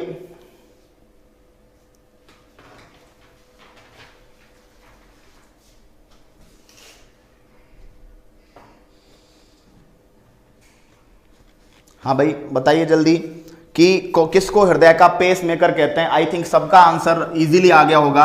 S A node. S A node की फुल फॉर्म होती है साइनो आर्ट्रियल नोड, हृदय का पेस मेकर कहते हैं। और यह भी कहा था जब हृदय का पेस मेकर खराब हो जाए तो हम कृत्रिम पेस मेकर लगा देते हैं, और कृत्रिम पेस मेकर जो होता है वो यूरेनियम धातु का बना होता है। याद रखिएगा, कृत्रिम पेस मेकर यूरेनियम धातु का बना होता है। नेक्स्ट क्वेश्चन पे आइए। नेक्स्ट क्वेश्चन पे आइए। यह भी एक अच्छा क्वेश्चन है। एक से एक क्वेश्चंस हैं जो कि आपका मेंटल लेवल आप चेक कर सकते हो कि आपने कितना पढ़ा है, आपने कितना ग्रहण किया है। नेक्स्ट क्वेश्चन है आपके सामने। नेक्स्ट क्वेश्चन, खुला परिसंचरण तंत्र किसमें पाया जाता है? ऑप्शन है कीटों में, जोंक में, मोलस्का में, और सभी में। ऑप्शन है आपके पास open type of blood circulation system. मैंने आपको कहा था ऐसा परिसंचरण तंत्र जिसमें रुधिर बॉडी में खुला घूमता है। क्वेश्चन आंसर दीजिए क्वेश्चन का। खुला परिसंचरण तंत्र किसमें पाया जाता है? खुला परिसंचरण तंत्र। मनोज सिसोदिया जी वेरी गुड, अंकित पारीक जी वेरी गुड, सही आंसर है आपका। बाकी लोग बताएं। दोस्तों मैंने आपको कहा था कीटों में पाया जाता है, जोंक में, मोलस्का में। दोस्तों मैंने आपको कहा था कीटों को ऑर्थ्रोपोडा वर्ग में रखते हैं। और एक क्वेश्चन और बताया था, ऑर्थ्रोपोडा संसार का सबसे बड़ा एनिमल ग्रुप है। सबसे ज्यादा जंतु संसार में किस ग्रुप में है? ऑर्थ्रोपोडा में है। और सेकंड नंबर पर आता है मोलस्का। तो ये 2 क्वेश्चन साथ में और पढ़ेंगे कि ऑर्थ्रोपोडा संसार का सबसे बड़ा वर्ग है जिसमें सभी कीट आते हैं, और मोलस्का सेकंड नंबर का सबसे बड़ा ग्रुप है। नेक्स्ट क्वेश्चन की तरफ आइए। अगला क्वेश्चन देखिए भाई। अरे मजा आ रहा है कि नहीं आ रहा? बताओ, क्वेश्चनों में कुछ पता चल रहा है आपको? आपने पढ़ा कि नहीं पढ़ा? क्यों भाई बताओ। क्वेश्चन नंबर नेक्स्ट, केचुआ। केचुआ जो कि एनालिडा वर्ग में आता है। चलो यहां पे भी एक के साथ 2-3 क्वेश्चन मैं आपको पढ़ाऊंगा, मजा आ जाएगा। क्वेश्चंस एग्जाम में आए हुए हैं और उनके बारे में डिस्कस करेंगे। केचुआ, एनालिडा वर्ग, और एनालिडा वर्ग में कैसा परिसंचरण तंत्र पाया जाता है? बंद, खुला, दोनों, या कोई नहीं? आंसर दीजिए। बंद, खुला, दोनों, या कोई नहीं? आंसर करें, आंसर बताइए। बिल्कुल मजा आएगा, बहुत मजा आएगा, टेंशन नहीं लेनी है बिल्कुल भी। आग लगा देंगे हम लोग, आग। ठीक है, चलो 2 आंसर्स। केचुआ, केचुआ, कछुआ नहीं है, केचुआ है। ठीक है, अंकित पारीक जी गड़बड़ी कर दी, गड़बड़ी कर दी। केचुआ, केचुआ एनालिडा वर्ग में आता है। और खुला परिसंचरण तंत्र मोलस्का और ऑर्थ्रोपोडा में बताया था मैंने आपको। केंचुए में कैसा परिसंचरण तंत्र है? गलती कर रहे हो दोस्तों, मैं बता देता हूं आंसर। केंचुए का परिसंचरण तंत्र है बंद। मैंने आपको बताया था ऑर्थ्रोपोडा और मोलस्का को छोड़ देना है, इनके अलावा सभी में बंद होगा। अब चलिए केंचुए की और बात करेंगे। केंचुआ, दोस्तों आपको पता हो तो केंचुए को किसान का मित्र कहते हैं। आपसे पूछा जाए केंचुए को क्या कहते हैं? किसान का मित्र। मिट्टी को उपजाऊ बनाता है और केंचुए की खेती को वर्मी कल्चर कहते हैं। बता दो मजा आया कि नहीं आया? केंचुए की खेती को कहते हैं वर्मी कल्चर। केंचुए की खेती को क्या बोलते हैं? Vermi culture. और केंचुए की खाद बनाते हैं। केंचुए की जब हम लोग खाद बनाते हैं तो उसको वर्मी कंपोस्ट कहते हैं। क्या कहते हैं? Vermi compost. और केंचुए की खाद खेतों के लिए अच्छी होती है। केंचुए को प्राकृतिक हल चलाने वाला कहते हैं। खेतों में हल चलाकर मिट्टी को उपजाऊ बनाते हैं ना, तो प्राकृतिक हल चलाने वाला, प्राकृतिक हलवाहा, प्राकृतिक हलवाहा, हल चलाने वाला। ये राजस्थान में जूनियर अकाउंटेंट एग्जाम में आया था। प्राकृतिक रूप से हल चलाने का काम किसका है दोस्तों? केंचुए का है। तो मजा आया कि नहीं आया? केंचुए के बारे में इतनी बातें पढ़ी। एक बात और कि जो केंचुआ है उसमें हृदयों की संख्या 1 से ज्यादा है। बाकी क्वेश्चंस की बात हम लोग नेक्स्ट क्लास में करेंगे। दोस्तों टाइम कंप्लीट हो गया है, समय का पता ही नहीं चला। ठीक है, तो क्वेश्चंस की बात आगे करेंगे। एक से एक क्वेश्चन एक आपको मिलने वाले हैं, मजा आ जाएगा। अब जीके की क्लास है, आप लोग पढ़े। यादव सर आपको जीके पढ़ाएंगे, समय का बिल्कुल भी पता नहीं चला साथियों। और भी इंपॉर्टेंट क्वेश्चंस हैं, मजा आ जाएगा, टेंशन मत लो। एक से एक बढ़िया सेशन मैं आपको कह रहा हूं, आपसे वादा कर रहा हूं। क्वेश्चंस में और कंटेंट में हम लोग सबको उड़ा देंगे। हमारी आंधी जब चलेगी कोई नहीं लगेगा साथ में। मजा आ जाएगा, आपको टेंशन नहीं लेनी है। शेयर करते रहिए, सब्सक्राइब करते रहिए, लाइक करते रहिए, देखते रहिए, जुड़े रहिए। अलविदा।